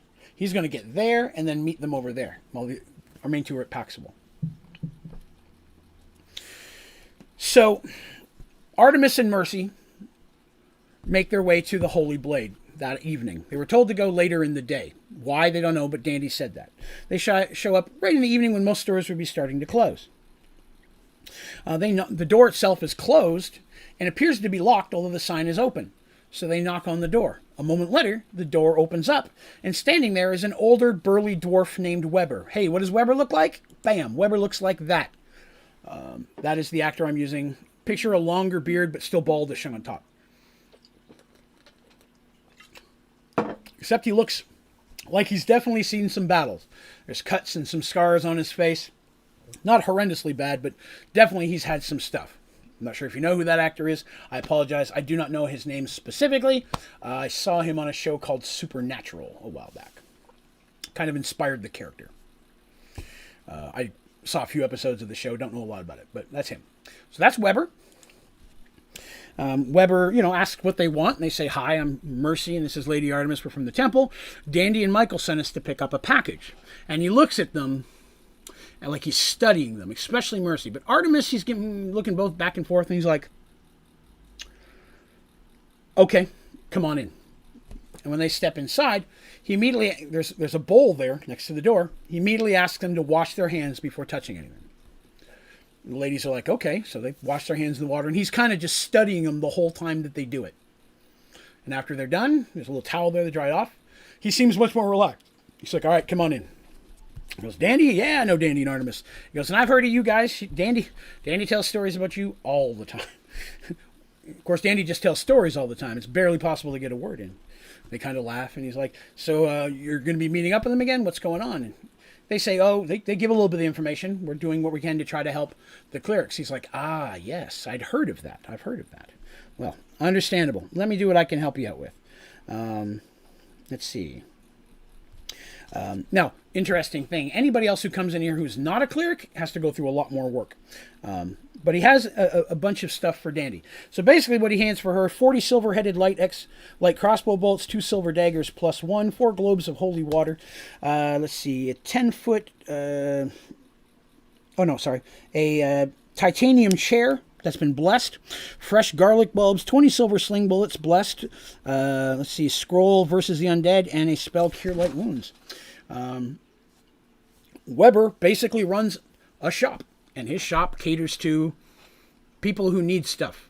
A lot of it's voodoo dolls and chicken feet and all that kind of stuff. But he also has his house is also, or his store is kind of a hub for hunters in the area to resupply, and so he's also a place where he has his own rumor mill. So a lot of times people show up in the area and he'll be like, hey, there was rumors of undead over here, some skeletons were sighted over there, zombies in this graveyard, these rumors. And so he's a source of people like Dandy and Michael, because they're not the only ones out there, of people who hunt undead. And he has not only many books on the subject, he's very knowledgeable on it, he's also a blacksmith, and he makes most of the weapons and such he does. So they're pretty good quality, and then a lot of times he'll have them blessed. So because Dandy was not there, the way that the characters set it up on their timeline, because I let them decide this, they did not get to speak with anybody in the Thieves Guild. So they didn't get any of the Thieves Guild information. So I had a set for that. They get this group of this, and it's really anti-undead stuff, things that they would need, silver bolts, silver daggers, garlic, holy water, things. It was holy water in the bowl. Anybody coming in who was cursed or something would actually be inflicted pain from that. Artemis immediately knew what it was when she put her hand in it, but Mercy's like, okay, I'm washing my hands. Why? I don't want to get your place dirty, I guess. But it's just, if it had been anybody but a cleric, there was also a spell he would have cast of detection on them, because he doesn't just let anybody in the door. But eventually, sure enough, they go ahead and get to boat. Darsh shows up. While they're very excited to see each other, they know it's important. Immediately, Artemis and Mercy move their things to the ship. Even though it's going to be a day before they leave, they want to be ready to go the second they can. There's still a room there that's kind of for them. It's just been storage mostly, but they moved the crew had already moved stuff out of there and put the beds back in, so they had their own place. Not the fanciest of beds, but they're comfortable. It's a good enough space. They also made a room for Dandy and Michael next to that. Normally there's a room for the girls, room for the guys, but Dandy and Michael are going to want their own room, it's assumed. Let's see. So they show up, and of course once they're there, they say goodbye to Lycos as well. Says that he doesn't know how long the clerics are going to last. The fact that they have so much magic, they're so powerful, the poison moves slowly, but he can only urge them to go as quickly as possible. They're going to do everything they can to try to keep it stable here. Let's see. Yes. So the Morgenstern stocks up on its stuff. They get everything they need. They leave Paxwell and start heading back towards Arduel. Once they hit Arduel, they'll hit Dandy before then. Grab Dandy and Michael, hit Arduel real quick, grab a few more supplies, and then push on to the Elven Waters and see what that does. And sure enough, they successfully meet Dandy and Michael. It only takes a few minutes to transfer them to the ship with their information, because Dandy and Michael just fly over on the magic carpet, which Artemis, afraid of heights, is like, ooh, but everybody else is like, well, that could come in handy. It's probably good that we have that again, because none of them have had access to that except Dandy. They make their rooms and they continue on. Let's see. So the Morgenstern, this is after they pick up Dandy and Michael, and they're still kicking on, and they're getting going. The Morgenstern cuts through the waters at full speed. The crew had been pushing it to its limits for 2 weeks. The mage had been incredible. Under their influence, the ship had reached speeds it never had before. So the mage is exhausting himself, using all the magic he can, but which means he's not using magic to defend the ship. They get into battle of some kind, they're not going to have any magic to help. Darsh too pushed himself to new limits. He knew his ship from front to back, and his skills had grown over the year. He threw his strength to any task possible, doing anything to push the ship further. Time was short, and it was up to him to get them to their destination in time. So it does take them time to get there, and the time to get back to Arduel, and then get back. It takes almost a week and a half to get there, to 2 weeks. It's a long travel. These kingdoms aren't right next door to each other. Let's see. It is finally at the edge of what was claimed as Elven waters that Darsh finally gives the order to slow the ship. Because you don't want to come into Elven waters at full speed. I mean, you can imagine that. You come into any waters where you could be viewed as an enemy. You don't want to be coming through flying. It'll look like you're on an attack. So they come down to a much slower, cautious speed, but continue on. Let me see. So that's where they're moving. Now I'm going to cut through time here. It's approximately halfway through that voyage. As usual, each night you gather in Darsh's room for dinner. All of your friends are gathered, as well as Dorum, who's enjoying a meal with you, enjoying a nice meal, discussing your plans when Michael takes over the conversation. It says, Dandy and I have been eliminating undead for a while now. We've made quite a few contacts with like-minded individuals. Weber is one such ally. All the contacts say the same thing. Accounts of undead are popping up more frequently. More are rising in one form or another, and our allies are worried. So over the past year, just from the rumors and from the hunting community, there are more and more undead popping up all over the place, not just in one specific area, and no one knows the source of why that's happening. Can't be the Death Stone, they hope, but you don't know. He says, Dandy and I do our best to wipe out any we can, and we've been very successful, but I'm worried something is afoot. The ranks of undead is growing faster than we can kill them. Smiling down at Dandy, Michael continues, I can't begin to explain how much it means to me to have her by my side in our battles. She's always been the light in my heart. See, Michael pushes his chair back, going down to one knee. I don't know where this journey will take us, and I do not know what we may face, but I only know that whatever it may be, I can face it with you by my side. Reaches into a pocket and pulls out a small velvet bag. Opening, he dumps a small or shiny object into his hand. It felt only fitting, Michael continues, to ask you this while we are surrounded by all of our friends. I do not have much to offer. I am not a wealthy man. I have only what you see before you, but all that I am and would give to you selflessly. My sweetest dandelion, would you be my bride? So they've been together for a long time, and he decides now in this situation with everybody here, he's going to go ahead and propose. In his hand, Michael holds a beautifully crafted ring. And of course, Dandy just basically glumps him. She just tackle hugs him kind of thing and fall to the floor. And everybody starts clapping, and it's happy time, you know. Of all of them, Dandy's the first one to have any type of romantic interaction. And Michael's asked her to marry him. So everybody's very excited. Now they ask Dandy they ask Artemis, when all this is done and they're settled down and they get back home, if she would marry them at their temple.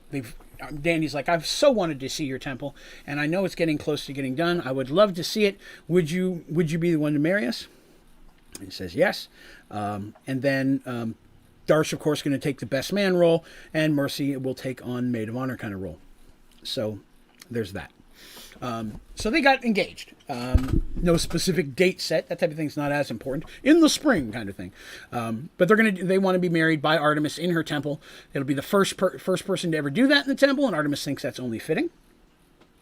But that was just a little interlude that I threw into the middle of the adventure that they had no idea that was coming.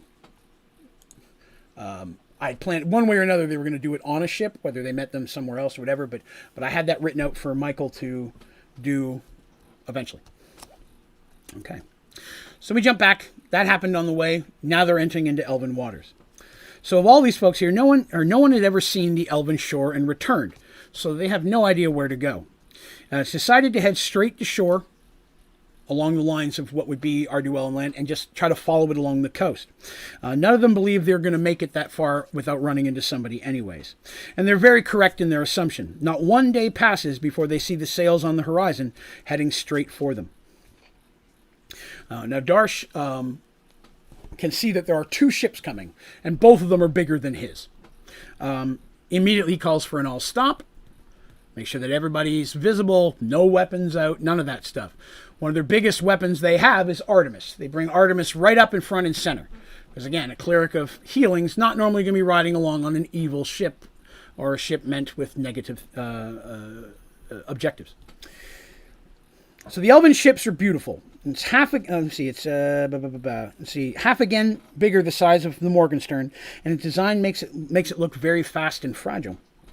No less than 50 elves line its rails, each with an arrow pointed down at the Morgenstern. So as these fly up, they're just literally two ships lined with bows and arrows pointed at them. Another elf, whose clothes indicate a higher rank, steps up to the railing. He looks over at Darsh and his crew, obviously unimpressed. You are trespassing in elven waters belonging to the elven nation of Centrael. I can only assume you are lost and that this was a mistake. As a courtesy, I will give you 2 minutes to turn your vessel around and leave with all haste before we will be forced to destroy you. Guy seems a little arrogant, a little snotty, if you will. But, I assume this is a mistake. Darsh is like, this is no mistake. We've come to seek your help. There have been assassinations. There's been this going on. And he's like, that does not your human and Minotaur concerns do not concern us. And Artemis speaks up. I'm a cleric from the temple of Paxibal. Temples have been attacked with a magic poison. Starts to tie, goes, he goes, and with all respect, my lady, while I understand the concerns of your temple, do not have any, or the effect, it has no concern for us in the Elven Kingdom. Those are problems for humans and their allies. And you have 1 minute left, kind of a thing. And Darsh is like, I'm not sure what else to say. And Michael's basically almost just standing there with his hand over Danny's mouth because Danny's ready to start yelling at him. When suddenly there is a voice coming from behind Darsh.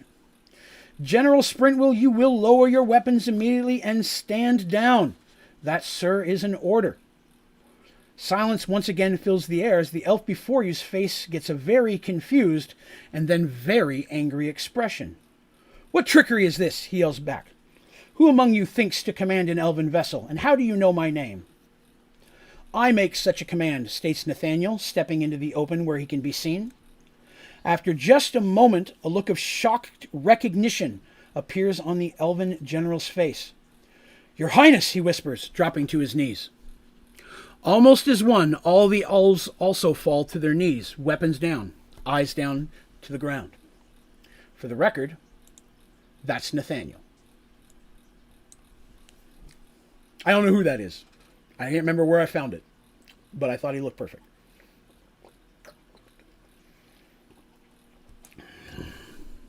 Your crew is caught completely by surprise. Nathaniel looks at Darsh, an apologetic look on his face. Turning back to the elven general, he commands the elves to rise. The look on their faces is one of joy. Tears fall freely from some of their eyes.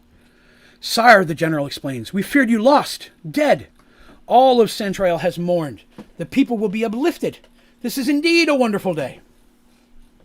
Nathaniel looks uncomfortable under the praise. My good general, this is Darsh Fohammer, captain of this vessel and my ally.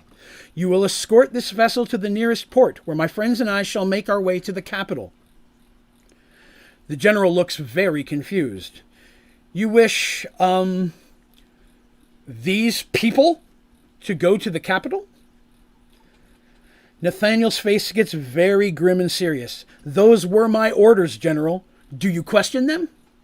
Immediately the general looks ashamed. Of course not, sire. We shall do so immediately. Captain Fohammer, if you could please follow us to port. Darsh, of course... Thank you very much, Shelton, for the follow. I appreciate that. Thank you for coming by. Darsh agrees and gets the boat moving.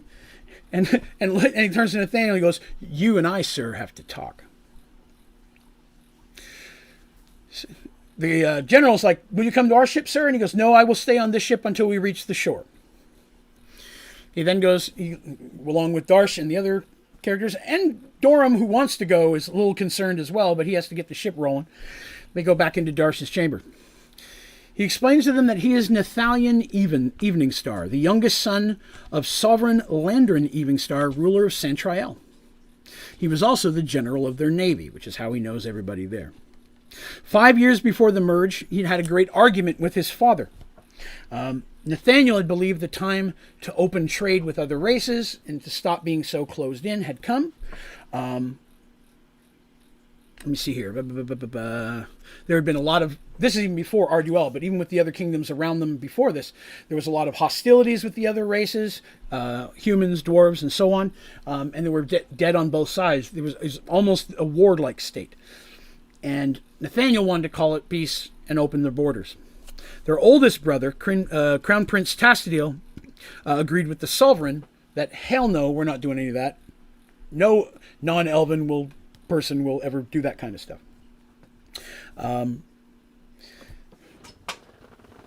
Not agreeing with his older brother and his father, he basically ran away. Now again, he's young for an elf. He was barely 400 or 500 years old. So he decided that he wanted to go out in a goal of trying to prove his father wrong. He wanted to go out into the world and see what the other races are like. Because being as he was, other than occasional battle from the trees, because he's still or from the boats as well, because he's still the General Navy, he has to follow his father's orders. He really had no personal experiences with any of the other races. And so he went to go out there and find and prove that there were good people to his father. While he was out there, of course, he ended up, the merge happened. He learned that Santriel had come through as well. But by this point, he had grown to enjoy the company of the humans and other elves from other worlds and such. He enjoyed working on their ships and had decided not to go home, much assuming that they assumed him dead and leaving it better that way. Most of the time, he just goes by Nat, is what they call him on the ship. They don't call him Nathalion. Rarely does he give his full name to anybody. He didn't want to really say who he was, but he knows how important the mission is. Once Darsh had explained it to everybody. Earlier, when he was asked, he didn't know what was going on, so he said he didn't know anything. He didn't want to reveal himself, but he felt it was the best way to help his captain and his ship. He says, when all this is done, I don't know where this is going to take us. My life, and as well as yours, is about to get very complicated, but if there's any way in the future this can happen, I would like to stay aboard your ship. And Darsh is like, it's not that I don't want an elven prince on my ship. You've been an amazing crewman, but we also are going to have to look at what type of relationship that's going to give us with Santriel. I goes, I would love to keep you for sure, but is this going to put the other crewmen in danger? He goes, I would love to have you stay, but that's a decision we're going to have to make when the time comes. And Nathaniel's like, I understand that. So it takes about a day and a half for the ships to reach the port of Valeriel.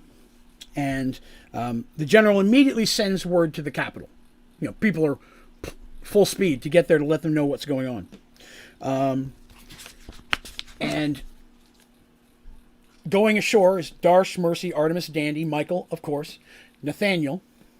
But that's all that they're taking with them. They're not taking anybody else. Everybody else is staying on the ship. Right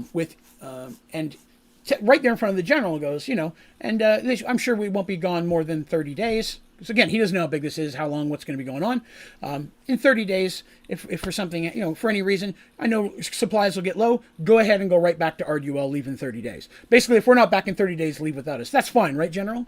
And the General looks at Nathalion, and he goes, yes, of course. Captain Fohammer, of course. If they need to leave in 30 days, that's understandable. Because he's sure as hell not going to let them wander the shore.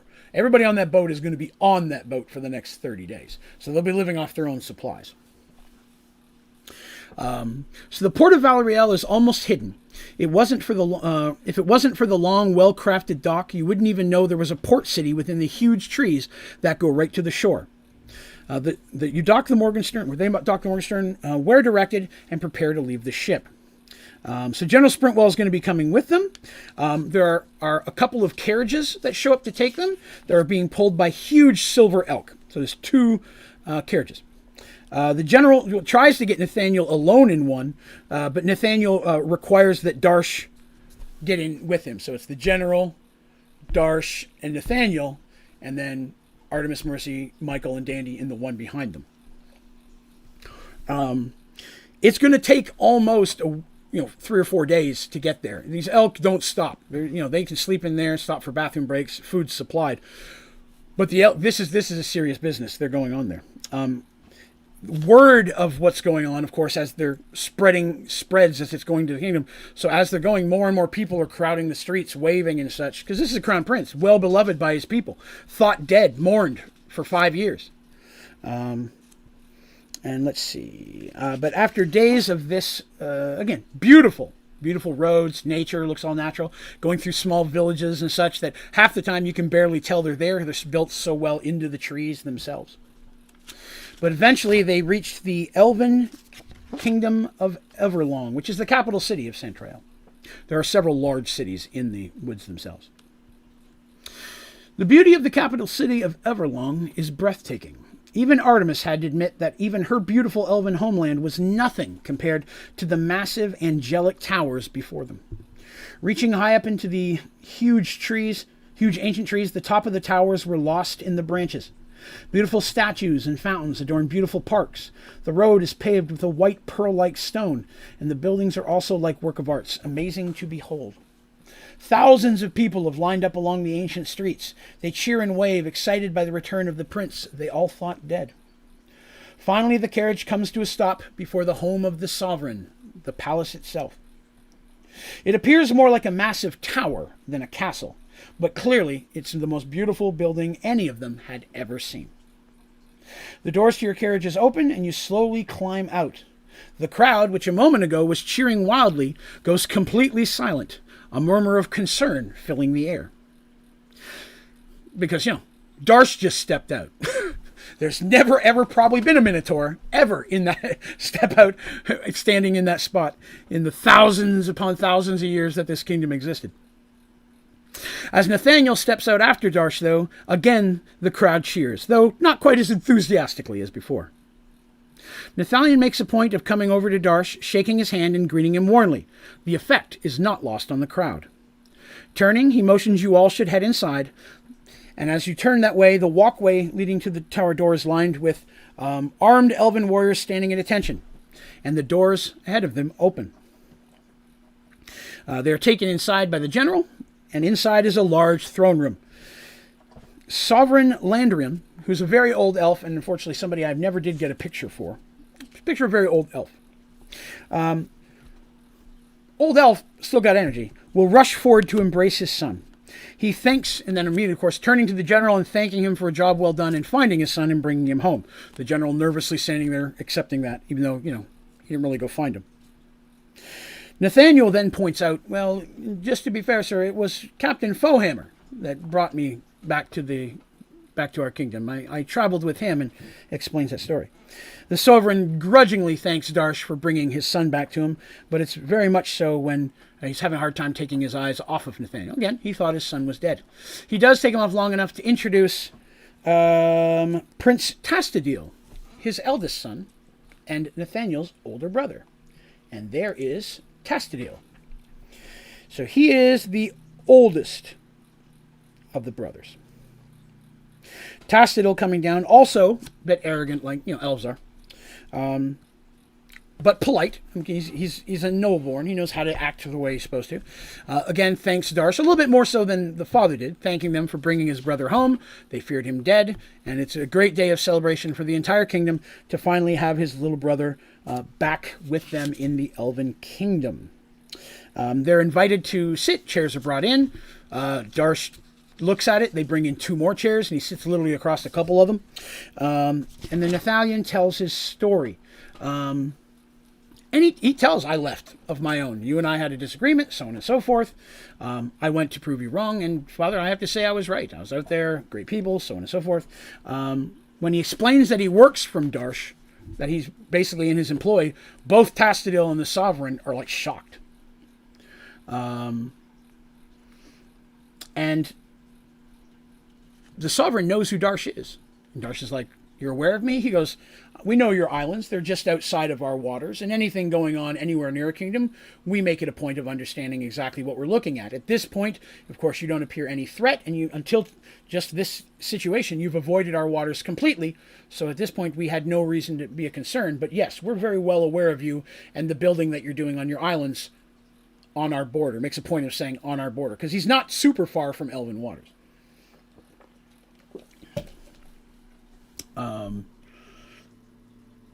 And they, let's see here. So he goes, well, I understand you brought my son back to me, or you brought my brother back to me, Tastadil says. He could have come back at any time. Clearly he's been in your employ for I believe he said a little over a year to 2 years at this point. So I would have to ask, why now? The sovereign, a little shocked because, he's just happy to have his son back, but he also kind of agrees. He doesn't really want to stomp his son down, but his son's being a little bit more abrupt. And Artemis, the only one in the group that they're giving any real genuine happiness to, because Artemis is an elf and a cleric. You could tell by her robes that she's a relatively high rank cleric. So that's the one person in the group that the elves are genuinely, and it's a pleasure to meet you. Welcome, lady. What do you say your name is? Yes. Welcome to the thing. You're not from us, of course, but hopefully you're. It's good to be back among your own kind, which are all little elbow nudges to everybody else in the group. But they're genuinely nice to Artemis. I have to point that. So it's Artemis that says, well, we have a problem. Paxawal, as we mentioned before, two of our highest clerics, Brother Bartholomew, Brother Mara, have been infected with a type of poison that is immune to even our magical abilities. We haven't been able to heal it. Tells the basic story, and they're like, well, we've never quite heard of a poison like that. I'm definitely sorry to hear of your allies' sickness and injuries and such.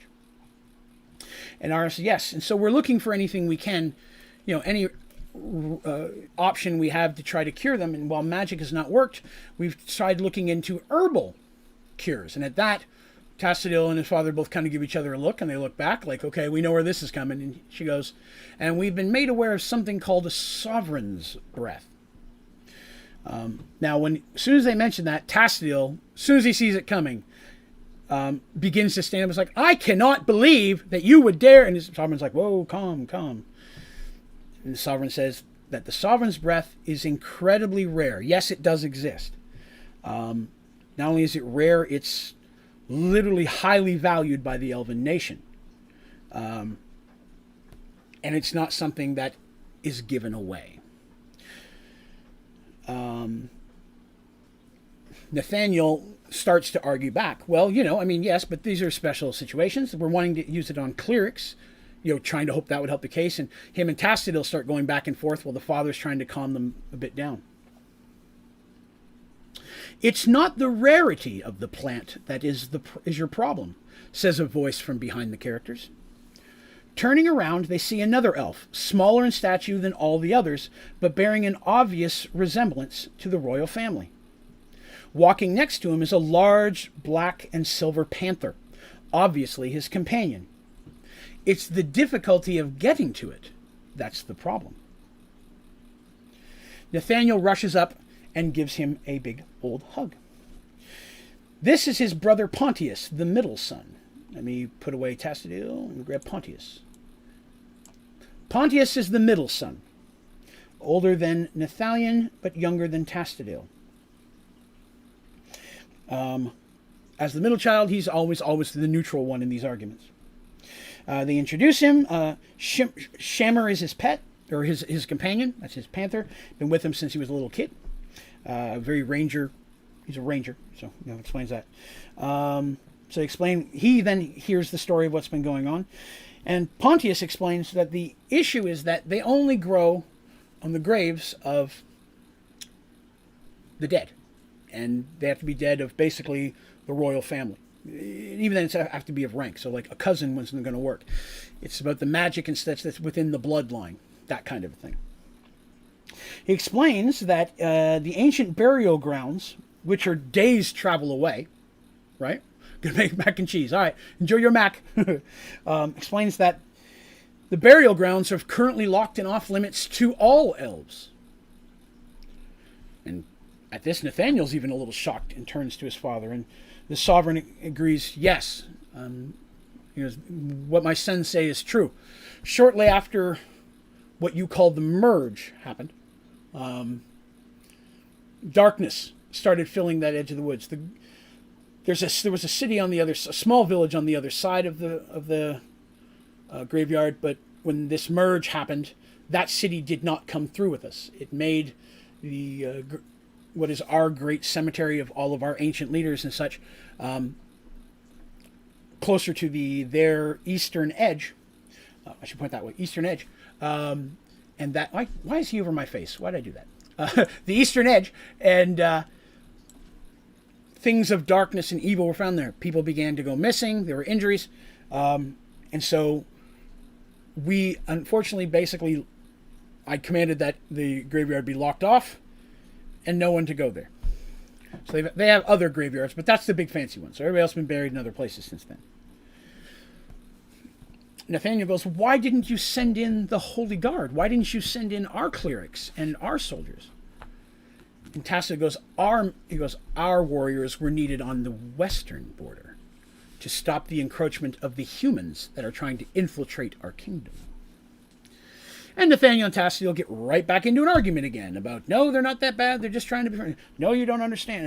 And again, the sovereign seems to be taking more of Tacita's side, while Pontius is trying to get everybody to shut up, just trying to calm down, try to be the neutral party. So the sovereign says, enough of this, speak for now. My son is home and this is a day for celebration. I do not want to hear the same arguments over and over again. He turns to everybody and goes, you, of course, are guests of mine and my son's. We hope you will stay with us. There will be a great feast later this evening. We'll have some food and such. We can hang out properly, thank you, before you leave. And everybody just kind of stands there like, okay. And he says, if you wouldn't mind, and he points to like some guards or whatever, they will escort you to chambers where you may rest until dinner. If you do not mind, I would like to have some time along with my sons, something I have been robbed of these many years. And he says that, and he says it with pure genuine, like, I regret. Like, I've lost years with my son. I just want to spend some time with him, if you don't mind, before we all get back to talking and everybody starts arguing again. Is basically what he's saying. And they're like, we understand that. Okay. So they go with them to the rooms, to some rooms that they're given and such. They're given basically 2 rooms, one for the guys, one for the girls. They're kept pretty close. And fortunately, for their protection, several elven guards are standing outside the rooms at all time. You know, we'd hate something to happen to them. Okay. So they take back room and they rest and such. And they begin talking about what's going on. And then suddenly Michael goes, oh no. And they look over and they're like, what? And he looks around the room and everybody looks and there's no sign of Dandy. Dandy's in a giant elven kingdom. You can't miss that kind of an adventure. Wow, thought Dandy, a real elven kingdom. Dandy moved through the halls silently like a shadow.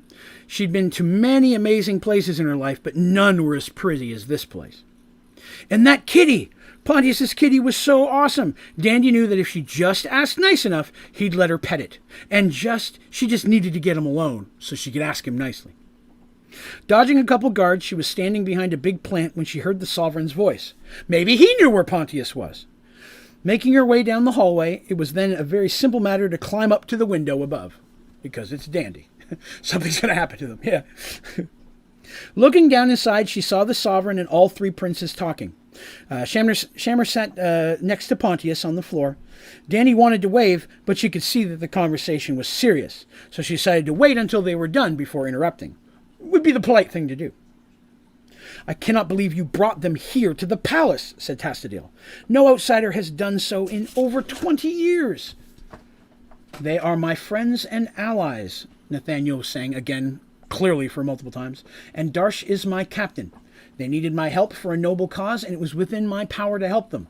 It's what I was supposed to do, and it's what should have been done. But what you ask is too much, says the sovereign. The sovereign's breath is only used in the most dire situations. And to give it to one not of our own blood? Clerics! Exclaimed Nathaniel. Holy servants to the gods of good. Can there be a more worthy person? They are humans, Tastadil said, disgust in his voice. They are savages and they are outsiders, and they deserve nothing. You would condemn a whole race over the actions of a few, exclaims Nat. The same argument you made before, my son, spoke the sovereign, but it was my decision to make, and your brothers agreed with me.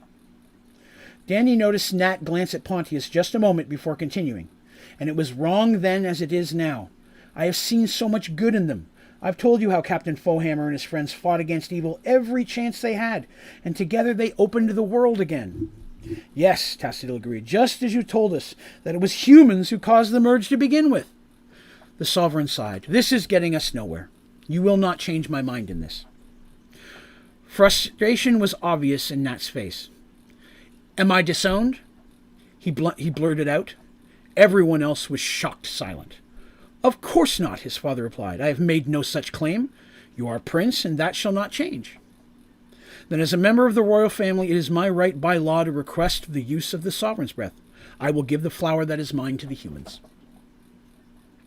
You cannot do this, yells Tassadil, his fist balling up in anger. It is sacred, and by law it is mine to use as I see fit, screamed back Nathaniel. I agree with Nathaniel, said Pontius softly, and everyone in the room goes silent and looks at him, Tassadil seething in anger. It is his right, continued Pontius, and the law is clear. I have often regretted backing the decision to close our borders, but the grief of mother's death ruled my thoughts. Everyone listened silent, and even Tassadil's face turned to sadness as they remembered. The ancient burial grounds has become tainted with a dark force since this merge happened. Those sent to inspect it did not return. Father closed the road and declared the area off limits. Our intent was to take a well-armed force to take it back, but troubles with the humans on the border became our main focus.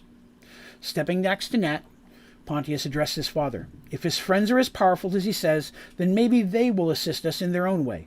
Let them go after the flower. If they succeed, then they will have destroyed that which soils our land with evil. If they fail, then we've lost nothing by letting them try. The sovereign looked thoughtful at this. He turned to Tassadil. As much as I hate to go back on my own word, I have to say this does sound like a good thought. Tassadil nodded in agreement. While it burns me to know they walk our lands, I agree with Pontius. If we can use them in this fashion, it may be worth it. But remember, Nathaniel must be the one to cut the flower. Only royal hands may do so. The sovereign looked sad at this, but nodded. So be it then. In the morning you may offer them this. But enough of this talk tonight. I wish to sit with my sons and speak of times past and times lost. The elves all walked to a doorway leading out. Dandy watched the big kitty stretch and then follow Pontius. She really wanted to pet him, but didn't want to mess up the family reunion. With a sigh, she climbed down and began walking back to her friends. They want to know what she heard, especially of evilness in the graveyard. Looks like her and Mike were on the job again. I liked that. So sure enough, she goes back and she talks with the party and explains, hey, this is what I overheard. Of course, they all chastise her a whole bunch, especially Michael. And she's like, what? There was a kitty. And he's like, oh, God, we're going to... Just dreading the fact that he's going to come back to the ship one day and there's going to be a cat there. He's like, that's all we need, cats on the ship. But but he's like, So there is the meal that night. It's pretty quiet. It's not a big celebration like everybody thought it would be. Everybody has a meal. People are mostly quiet. Sovereign asks politely some questions about them, their past, where were you from originally, your worlds, what are your goals at this point. When Dandy and Michael say, we basically hunt undead, they're a little interested in that. Even Tassadil's like, oh, really? Go to a graveyard, you say. And Nat, near the end of dinner, as I go back, Nathaniel goes ahead and explains the decision. I've spoken with my father, and it is my right as a prince to claim the sovereign's breath. One that grows there. I may claim one once in my life. Normally, the royal family would claim it if they were to fall ill. That's what it's for whatever reason. But he goes, I have decided that I will give mine, that is by law, to you for the mission that you're on. But we will have to get to it. And explains what they know of darkness, or the whatever is, not darkness, but evil, whatever's been messing with the graveyard. People going missing from the small towns and such around there. And at this point, there are guards and such on the road that are locked to going there, and they've made it illegal to go there, which of course hurts the people, because people very commonly would go to tend the gardens in the graveyard, and flowers make it a place of life and remembrance more than like a dark place. So no one's been able to do that. The clerics that normally would go there and say prayers on holidays and special occasions, pray for the goodwill of the ancestors and such, they haven't been able to do that. There are other smaller graveyards for common, but that's where the royal family has been buried for a very long time. They say that they'll be given a ride as far as to where the road is closed, but at that point they will carry on. Nathaniel says, I will be going with you as well, because only myself, my brothers, or my father, we're the only ones that have the ability to cut the flower. It has to be done in a specific way. We're trained in how to do that. Even the clerics don't really mess with it. It's passed down from father to son. Because if it's cut the wrong way, someone who does not follow the bloodline that of the grave that it grows on, the plant will immediately wilt. So while the sovereign is not happy to see his son marching into this situation, kind of has to, or he has to send one of the other ones, and he's not doing that either. All right, so let's see here. So, 10 o'clock. Let's see how much further we want to go. Excellent. We're going to get into this a little bit. They agree, of course. They don't ask for any basic supplies beyond food and stuff. They're asked, do you need anything else? You know, not wanting to give them. They're like, no, we've got it. We take care of these things. They've got their chest of holding with them. They got their flying carpet. They don't know about the flying carpet, but they've got these things. Nathaniel knows about the flying carpet, but why bring it up, right? And they get right in a carriage. It goes for literally another day and a half to 2 days to get to where this area. This forest is huge. And even though there's roads, it's huge. And they get taken by these elk horses things again. They sleep in the carriages. It's relatively comfortable, but not that good. Finally, they reach to the point where no one is allowed to go any further. Nathaniel gets out, and of course, all the guards there immediately recognize him, go to their knee, all that kind of stuff. He's like, rise, just stop that. I have a letter from my father. We're to pass on through. And they're like, oh, okay, well, you're looking at Darsh and all them, like, all right, take them into the darkness. Yeah, leave them in there. Good idea. But there's still a distance that has to go to get to the actual graveyard, or burial yard, whatever you want to call it. And it's still a ways off, and they have to travel. And as they travel, making it that area, once they get past that, it's not very long before the road automatically starts showing signs of disuse. You know, even with the forest and the giant trees and such not being cared for, roots start growing up, the ground cracks in some, grass and plants, just broken limbs and leaves, all things place. You know, it's spring now, but it's still going to fall there. Clearly, it's not been used in quite a while. And the further they go, the more the ground to the sides of the roads appears to look wet, almost marshy, to the point that it looks like they're going into the area that has become very swamp-like. Let's see.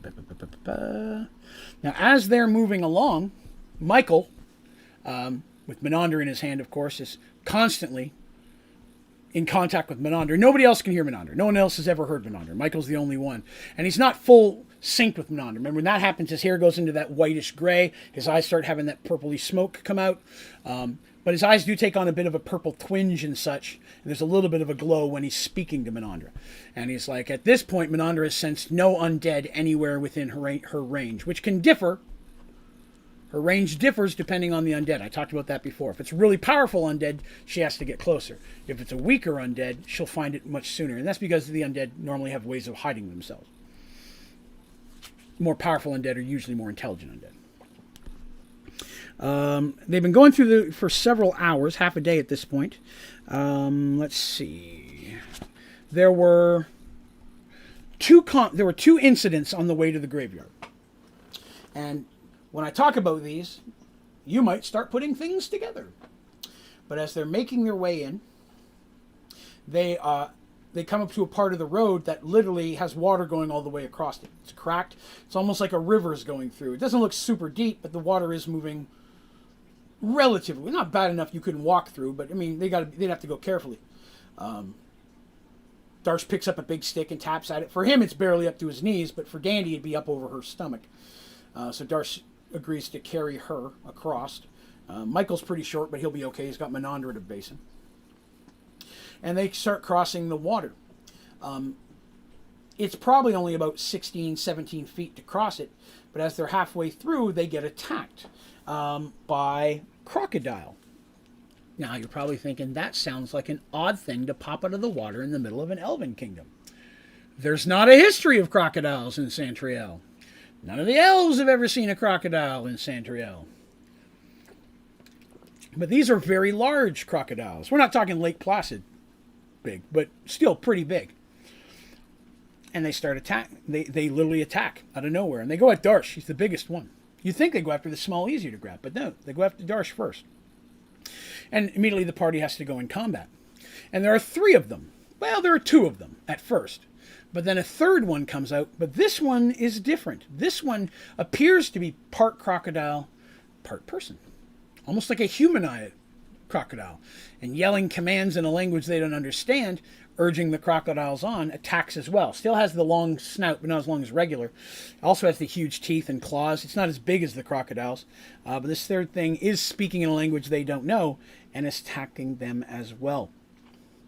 So they end up fighting against these things. And anthropomorphic crocodiles. Not quite. Kind of. Humanoid-like crocodiles. You'll know a little bit more in a second. So while they're fighting them, they very quickly learn that the weapons they're using aren't doing much damage, except for those who are wielding magical weapons. Now, most of them have magic weapons. Nathalion does not. They didn't bring any guards with him.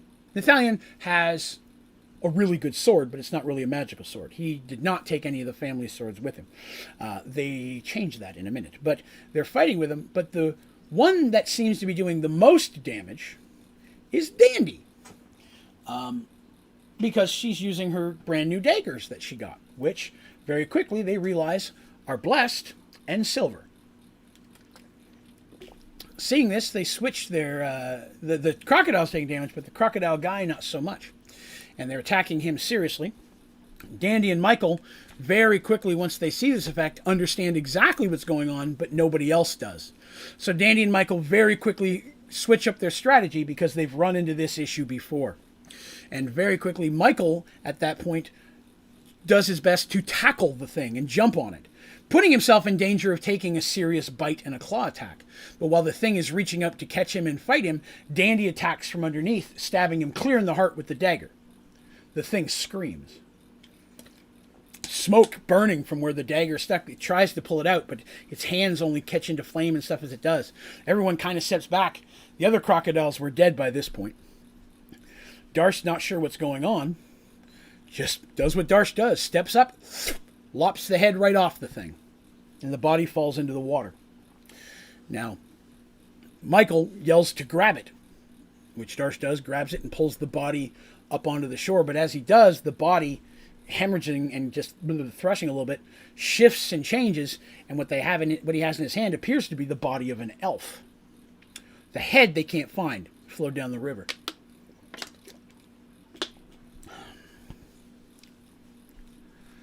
That's correct. Were crocodiles are a monster in Dungeons and Dragons.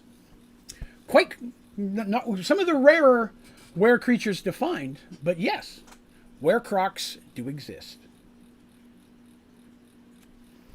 Let me see. All right, let me grab that one. That one. Make sure I'm doing the second story here. Okay, yes. So, as they're traveling in, continue on at this point. After several hours of travel, the water and marsh seems to come before them. The ground again becomes drier, although the land in this area appears to be a bit more of a fall than spring, which is odd. Kind of darker, gloomier kind of look. And they make their ways continuing through, being careful. Yes. And then, as they're going along, they hear a cry from off in the woods. And they go in there and they see that on an island there is a female elf. Not an island, a section, a clearing, not island, a clearing in the trees. They see a woman and what looks like a teen boy being attacked by bats, of all things. And they're screaming for help. She's trying to hide her son, who looks relatively thin for even him, but he's weak. Michael's like, no undead. I'm monitoring it. There's no undead, but they're being attacked by large bats. I'm talking large bats. There's probably about 6 or 7 bats.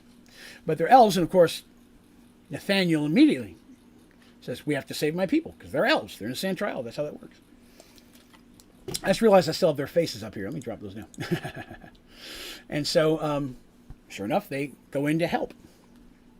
As they go in to attack the bats, both the woman and the teen shift and change into large bat-like creatures themselves, taking to the air and attacking. The teen immediately gets a good grip on Dandy and tries to pull her up into the air, but Darsh is able to hit it really, really well, and it drops Dandy, and Dandy falls in such a way, while she's even really good at tumbling, she fell, and the wind gets knocked out of her, so she's out of the fight for a little bit.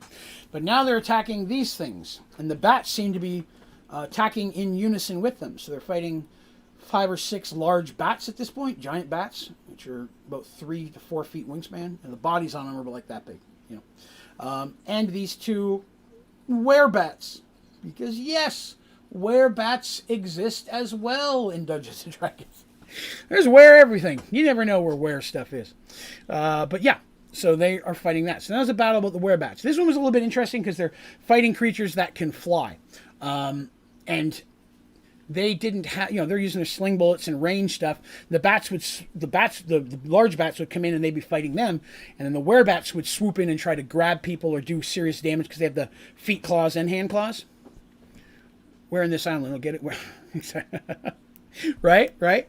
So they're rushing in and coming. Not rushing. They're elves, but I mean they're coming in, and that's happening in the claws and such.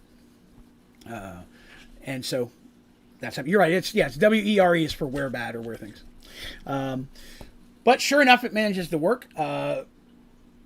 Most of the magic stuff that Michael has isn't going to help them. They have stuff for were creatures. Were creatures and undead show up occasionally on the hunt. So sometimes they're confused. They show up thinking they're going to fight undead. They find were creatures. So Michael and Dandy have had a few minor were things to deal with. But not all were creatures are naturally evil, by the way. Some were creatures are actually good. And they have one experience with that. But those are stories for another day. But yes, so the battle goes on, but after a time, eventually they're able to beat the werebats as well. Once Dandy's back up there and Dandy starts whipping silver daggers, it starts tearing into the wings. They hit the ground. Once they're on the ground, they're pretty screwed. They still got the claws and such, but against the party, well armed as they are, they don't have any problem taking them out once they get them on the ground, which they successfully do. And traveling on and on, they don't run into any more issues. And they finally make it eventually to... They have to camp at one point. They finally make it to the special burial grounds. This is a very fancy place. Very fancy, what were probably metal walls. They're not solid. You can see through them, but it's like gates. I guess you say almost like a metal gate, but it's all twisted with runes and symbols of trees and leaves and animals. It's just very beautiful, but it's got vines and stuff all growing over it now, and they look like they're rusting a bit from non-care. And just looking through, they can see that the whole graveyard itself is completely overgrown, and some of the graves are still showing and such. When they go into it, the path is like a grid. Straight in the middle is the burial chamber of the royals, and then there's paths that go out kind of in like a grid pattern for nobles and clerics and special people of mention. Heroes, somebody gets like that kind of thing. To be buried in this graveyard is quite an honor. So if someone is named a hero, dies in combat, saving the prince from an assassination, he gets buried here, that's a serious mark of honor for his family moving on. All right, so let me get to that. So the gates of the ancient burial ground stand open, almost inviting. The sun is just going down, but the trees are already cover the area in shadows. The huge spiraling fence that surrounds the graveyard is overgrown, vines and foliage. I just said that. Tonight will be the full moon, and time is of the essence. So the one thing that I told is the plant has to be cut on the night of a full moon. That's the only time that it blooms, on a full moon, and the flower has to be cut at that time. So they've got to do it tonight. They're on a timetable. So they go in and they start making their way through. Again, it's very overgrown and unkept, but luckily the road goes straight to the targets. It's straight. Normally be flat, but again, vines that have appeared from plants and stuff have grown, so sometimes the little pathway is cracked and such, where that's going on. You got to be careful not to trip. And they start heading in. As they're making their way in the distance, they can see it. It's actually a big mausoleum in the middle place. They can see it from the first place they walk into. It's a good ways in there. And they're only within the graveyard for a minute or so, walking towards it carefully, when they begin to hear the howling as the sun finally dips below the borderline thing. Anybody have any guesses? Subtle I am not. The howling increases as they hear more and more voices a lot of howling. And they immediately start running. And as they do, they hear the howling getting louder and louder from behind them. Sure enough, in the distance behind them, the elves, those with infravision, people with good vision, can see the werewolves rushing into the graveyard behind them. And there are many. They run as fast as they can to get to the mausoleum. Nathaniel's like, they should be able to see if they can barricade it from inside, is the goal. But even during that, they're attacked by multiple as they go through. So Dandy, Michael, Artemis, Mercy, they're kind of running ahead.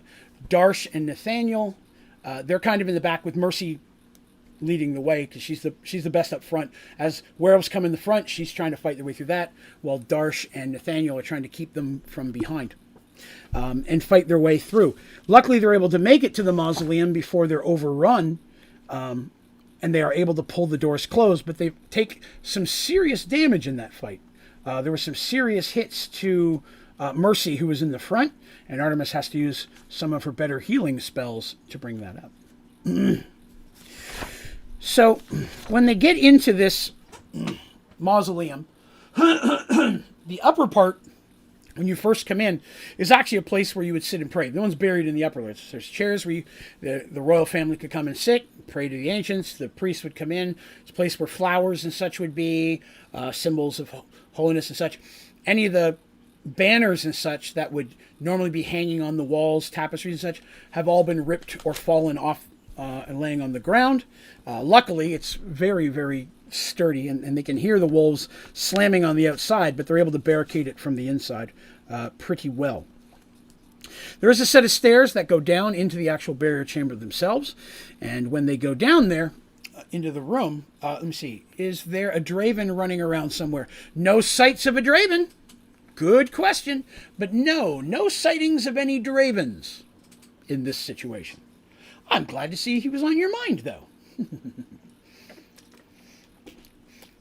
So they go down, and the way that the chamber is laid out, of course, you've seen it in movies. There's like what look like bunk beds built in the wall where there'll be that there. There are burial chambers, like there'll be like pillars holding up the floor, and they'll be like coming out almost like an X. There'll be 4 different, like would be like coffins or grave place you could put bodies in. And looking through the area, there's a specific corner in the back corner where they would be going to get the flower. Nathaniel explains to them as they're making their way through, and when they get down, they barricade the doors behind them there as well. There's another set of doors. As they get down there, he explains that it only is no sightings, not of Draven at all. That's correct. No one had seen Draven at all. The last time Draven was seen was long ago, back when Artemis was walking through Arduel to get back to the ship after she'd been teaching there, when they met Ulrich. So this is several years ago at this point. It was the last time anyone saw Draven show up, any word of him or anything. So it's been a couple years since she's seen him. No one else, of course, knows what they'd be looking for, but no one else has seen Draven either. Nothing's popped up that way. So Nathaniel explains that it does grow on the graves of undead on the graves of the dead of the royal family, but over time the magic of that grave goes away, so it has to be replanted on a more recent burial. And so he goes, right now the only family member of the royal family who's passed at all where we will be able to get the flower is on the grave of his mother, who is buried in the final back right corner, which is where the kings and queens would be buried in the side, and children in the front. And so they go in there to find it, but instead they find that in that back corner, there's a huge crack in the wall, and through that crack is a tunnel leading into the ground, and where his mother's grave or coffin would be, it appears from the marks of the ground, it was dragged into that crack. Nathaniel is furious, right? Furious. His mother's grave has been, I can't think of the word, messed with. Plus, the whole reason they came here, the flower would grow on it. There's no signs of the buds. The flower would still be growing on it. Because again, the way the thing works, it's oddly enough, the way I'd process it out is that when the person's buried on the graves, on the coffin itself, so basically like a sarcophagus, would be an image of an elf holding like a hand, like they're laying down and holding this, and inside of that, the hands is like a bowl where the plant would be. So it softens the magic up. It was a magic thing, and so he's very furious. But time is of the essence. They only have tonight to get a copy of this, or to get this thing cut, or else they'll have to wait a whole nother month. So without much other options, they go racing in. Let me see here. Let me grab this. Hang on a second. I'll make sure I'm doing everything correct. Yes. So as they make their way through this tunnel thing, which again, I've got some cool maps of. I really need to get scanned and loaded up for you guys. But it does branch at different times, and they take different branches. And at the end of some of these branches are rooms. This is a classic dungeon crawl, D&D, so in each room there is either some type of trap or puzzle, or there's a monster. That's just how dungeons work. And in this one, it's mostly things they have to fight. They go down into the first room, and instead it's thick with spider webs. They have to cut their way through that. Guess what they got to fight? Were spiders. You are correct. Again, there are 3 large were spiders, and they have 2 sword spiders with them. Hello there, Patches. Hello, baby. Sword spiders for D&D are incredibly giant spiders that have, like, basically the equivalent of blades as their front 2 legs. And if I remember correctly, they can teleport or blink. They can't teleport to wherever, but they will blink 10 feet one direction as they want. So they're really hard to fight. So they had to deal with that, which was successful, obviously. But again, they had to deal with that. They went down a little bit further. They end up skipping one of the rooms. They didn't mess down. They did get to room 3, and in room 3, smells so bad as they're going down. It just smells horrendous. And in there, they come across 20 were-rats. So were-rats are people as well. Were-rats are some of the weakest of undead, or of were-creatures, but there was a lot of them. So it was a big fight. Luckily, they were in the tunnel, so they were able to, kind of, I guess you say 300 it, kind of, where it's like we were 2 in the front, the ones in the back are defended. But the were-rats had tunnels, and it's like almost like a honeycomb. So they came out both ends. So we had Mercy and Michael on one end, Darsh and Nathaniel on the other, with Dandy and Artemis in the middle casting spells and using ranged weapons. So there's fighting on both sides. But they were successful in there as well. And they fight their way through several different rooms, obviously, of different were-type creatures. And in every situation, there's always several were creatures with several of the animals and such. Several of the animals and such that are that type. The were-crocodile had crocodiles. The were-rats had a bunch of rats, bats, that kind of thing. They fight a bunch of animals as well. And they make their way through this fighting, and they take a bit of a beating, but they're busting their way through, and they're trying to hurry because they're trying to find the right way. But occasionally they find marks in the ground where something heavy was dragged, and that's the direction that they go. Dandy has to do a check at every intersection to see if she can find the tracks. Sometimes she does, sometimes she doesn't. When she doesn't, they have a 50-50 shot. If they go the wrong way, they got to fight a were creature. If they go the right way, they get to continue on. So they did about 50% correct. She was able to find it. And so, because tracking was the one skill she was working on that wasn't as high as the others. But she does finally go ahead, and they're following it, which let them skip some rooms. Sometimes they had to fight things. But finally, they make it to the end of the path. And do I have a reading for here? No. So basically what happens, they come down to one, and when they get to the end, they come across something they haven't seen before. Doors. Relatively decent doors that have been built into this tunnel. The doors aren't ornate in any way. They're just common wooden doors, but they're there. And as they go up, Dandy checks it. Sure enough, it's trapped. She untraps it. Sure enough, it's locked. She unlocks it. There's no sound from inside, and the doors are pretty stiff, but Darsh puts his shoulder to it because they can't force it open. They have to literally bust it open, and they do. But inside of this chamber, it is very ornately decorated. So you can imagine very comfortable pillows, jewels, whatever, lights, torches lit, candles and such, tables with fine dining. Very, very nice inside. Let's see here. Oh, here we go. So, and sitting at the table eating a meal is a male and a female. The female appears to be a werefox. So half human, half fox. And for the record, one of the more powerful ones. But the gentleman sitting across from her is an elf. And for the record, they're all elves. Every time they kill somebody, the were creatures and their bodies shift back, it's an elf, somebody from the area. There's no humans or anything. It's all elves. But sitting across from them, wiping his mouth with his napkin, is Tastadil, the oldest son, the crown prince of Centrael. I must say, he said, I really didn't think you'd make it this far. Shocked, really. He stands himself up, and he's got weapons and such. Tastadil, I'm just going to tell you, Tastadil is a werelord. So a werelord is a were creature that can take several different forms. Usually wolf is one of them, but it can sometimes turn into fox and such as well. But a werelord can control other were creatures. And he doesn't, anything he bites, he would create just like a regular werewolf normally. But other were creatures magically would be attracted to him and such, and he would kind of command them and control them. He explains, he goes, at first I was quite upset when Nat returned, but I realized how much better it was after I thought about it.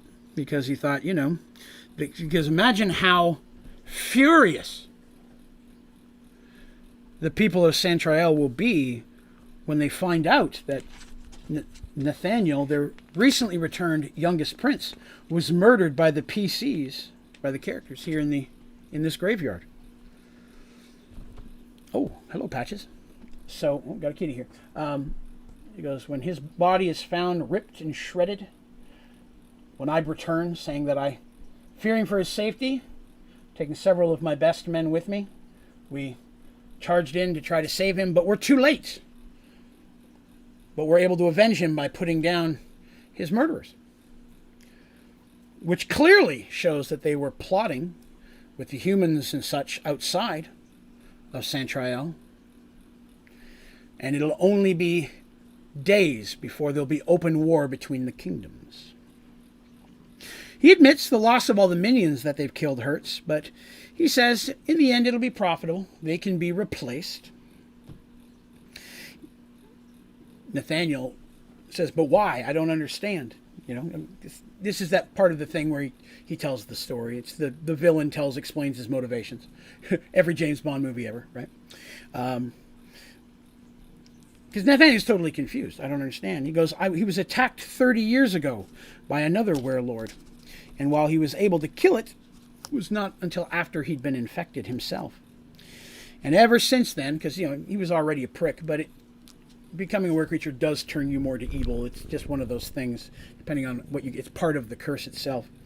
He'd been working to control the elves. The easy way to control them was to give them an enemy outside the kingdom that would allow him to slowly build his own were creature army inside, and so on and so forth. So he had infected several humans as werewolves, and then had them kill his mother, which is what started this entire situation. It was the thing that why all the warring with the other humans happened, and then when the merge happened, that put things a little bit. Oh yeah, she's purring right next to the microphone. She's loud. I apologize. The merge hurt because now the kingdom that's outside were different humans. And while the king didn't want anything to do with them, he's like, I really can't, kill them for crimes that were committed by other humans completely. And he goes, and that caused me worry, caused me work. Because he planned on killing his brothers as well, and then eventually his father and taking over the kingdom. But Then Nat disappeared, which worked. He assumed him dead anyways. And he had to go a little bit slower now, because now he's been trying to sow the seeds of discord with the current humans in Arduel. But he explains he's slowly going to take over Santriel. Slowly, his goal is to infect everybody. Infect the elves over time until he creates a great were nation, which they will slowly use to take over the world of immortal were creatures. That's his master plan. He's going to take over the thing and slowly convert many, many of the elves into were creatures. Is that okay with you, Patches? It's okay if we have some were creatures? No, not a were kitty. There may be were kitties, but not today. And sitting in the back of the room is his mother's grave with the Sovereign's Breath growing on it. Because it does heal, and that was something he figured he'd hang on to in case of an emergency himself, right? Because who knows? Somebody might injure him or find him out. And so this has been his hidey place ever since. So, of course, combat, right? Him and the werefox attack. They don't have any other creatures. It's just the two of them, but they really don't need it. Werelords are pretty boss. And if you're looking at it from a D&D point of view, at least in 2nd edition, werelords can't even take damage. They're immune to any weapon less than a +3 bonus, which negates most of everybody's weapons. At this point, Mercy's Morningstar is a +3, and Dandy has a dagger +3. But that's about it. And Menandra can hit anything. It's just the magic of that can basically hit anything. It just does more damage against undead. But the way it's enchanted, it causes damage to nearly every type of creature that's immune to anything but magical weapons. Couple minor exclusions to that, but we'll talk about that in the future. So the battle goes on. The werefox, pretty powerful, obviously his mate at this point. Not as powerful as him, and she falls first. He's not heartbroken. There's no love there. She served a purpose. But he attacks, and he changes his form a couple times, finally becomes the werewolf, and at that point he's almost Darsh height. Like, he just becomes huge. And there's a lot of fights going on. Nethalion takes some serious wounds in this fight, as does Mercy again. Mercy, again, runs into a bit of an issue. From a DM's point of view, I'm going to throw this at you. D&D. One of the issues with running a group of characters where one character outweighs the other. And I don't mean that in weight seriously, but if you take a look at the bonuses and perks that a Minotaur normally gets, more hit points, higher constitution, and can deal more damage due to his increased strength. In order to put a creature that will challenge him, sometimes the creatures are a little bit more powerful for the other characters there. And so as a DM, you got to do a real careful balance of saying, okay, I'm putting stuff in here that everybody can deal with. That's not going to immediately wipe out the weak one so the strong one survives, but at the same time isn't so weak that the strong one can just wipe him out in one hit. So a lot of times you'll see that there's the easiest ways of DM to do that is to bring several different types of creatures in that are all dangerous in different ways so that everybody has something they have to deal with. And, it doesn't work in boss fights, but boss fights, they go away. Sometimes Mercy's weapon, like in this situation, Darsh, his sword was a +2. He had several +2 weapons. He had a lot of +2 and +1 weapons, to be honest. A whole sword belt of 3 or 4 of them, and a battle axe. But none of them were enough to really hurt that. So a lot of it he was doing, trying to more grapple, or even uses one horn, because remember he broke one horn. Uses one horn, but he was trying to grapple so that the other things could do more damage. And that's something Darsh has done in the past in combat, where in a battle where he doesn't have the ability to use weapons or his weapons are lost or something, the ability to grab creatures his size or smaller and inhibit them from hurting everyone else may give a bonus to his allies hitting them, while at the same time increasing the risk he may get hit by accident. It's kind of the gamble Darsh takes when trying to do that. And that's what happened in here. But Mercy took a few hits before Darsh started to do that. And then it was Mercy that really did the majority of damage, because Nethalion was down pretty quick. Tassadil targeted him very quickly. But after a battle, because again, Tassadil, not the big bad of this part of the adventure, but not the big bad of the whole thing. We've got so much more to go. I want you to know that. The adventure we're in now, going to take months of me telling you this story just like I did the last one. This is just the introduction to what's going on here. I've already started many different seeds, which many of you probably know. I started the seeds of Thorman, there's an assassination. Undead are starting to pop up more, right? Army to the west. They were attacked by 2 of the elites at the very beginning. Maybe some Minotaur stuff. I'm just saying, I've put a lot of different seeds out there, and while some of them may be rumors, some of them may end up being problems. But sure enough, eventually they beat Tastadil. When they defeat Tastadil, his body reverts back as well. They're all beat up pretty hard. Nathalians, they managed to heal Nathalians enough that he could wake up, so he's able to cut the Sovereign's Breath, which he does. But he says basically, once you cut it, you've got like 24 hours to use it.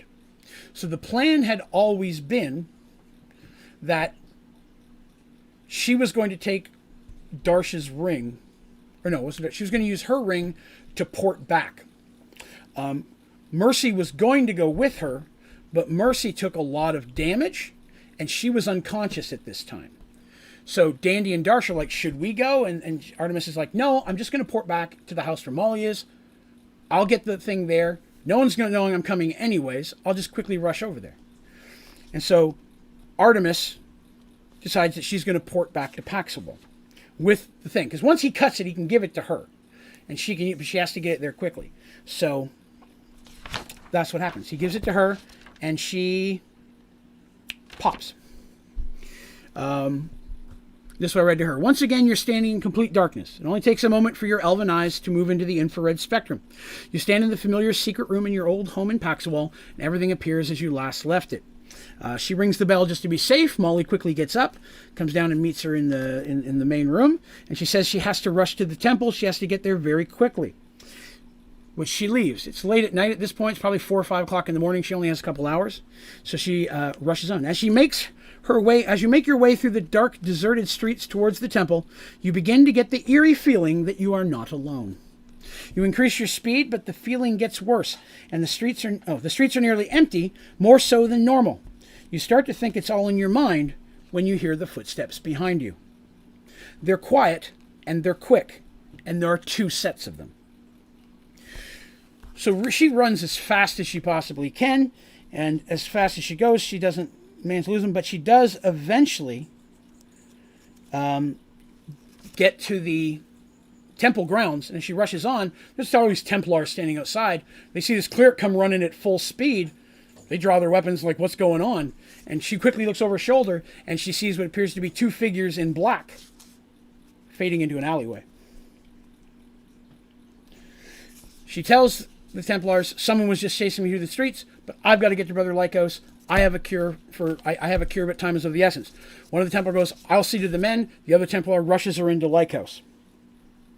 And she rushes into the temple. Artemis and Lycos mix the petals from the Sovereign's Breath with water, which is what Nathalion told her to do. Carefully, they pour some of the mouths into the 2 ailing clerics. Then sitting next to them, all they could do was wait.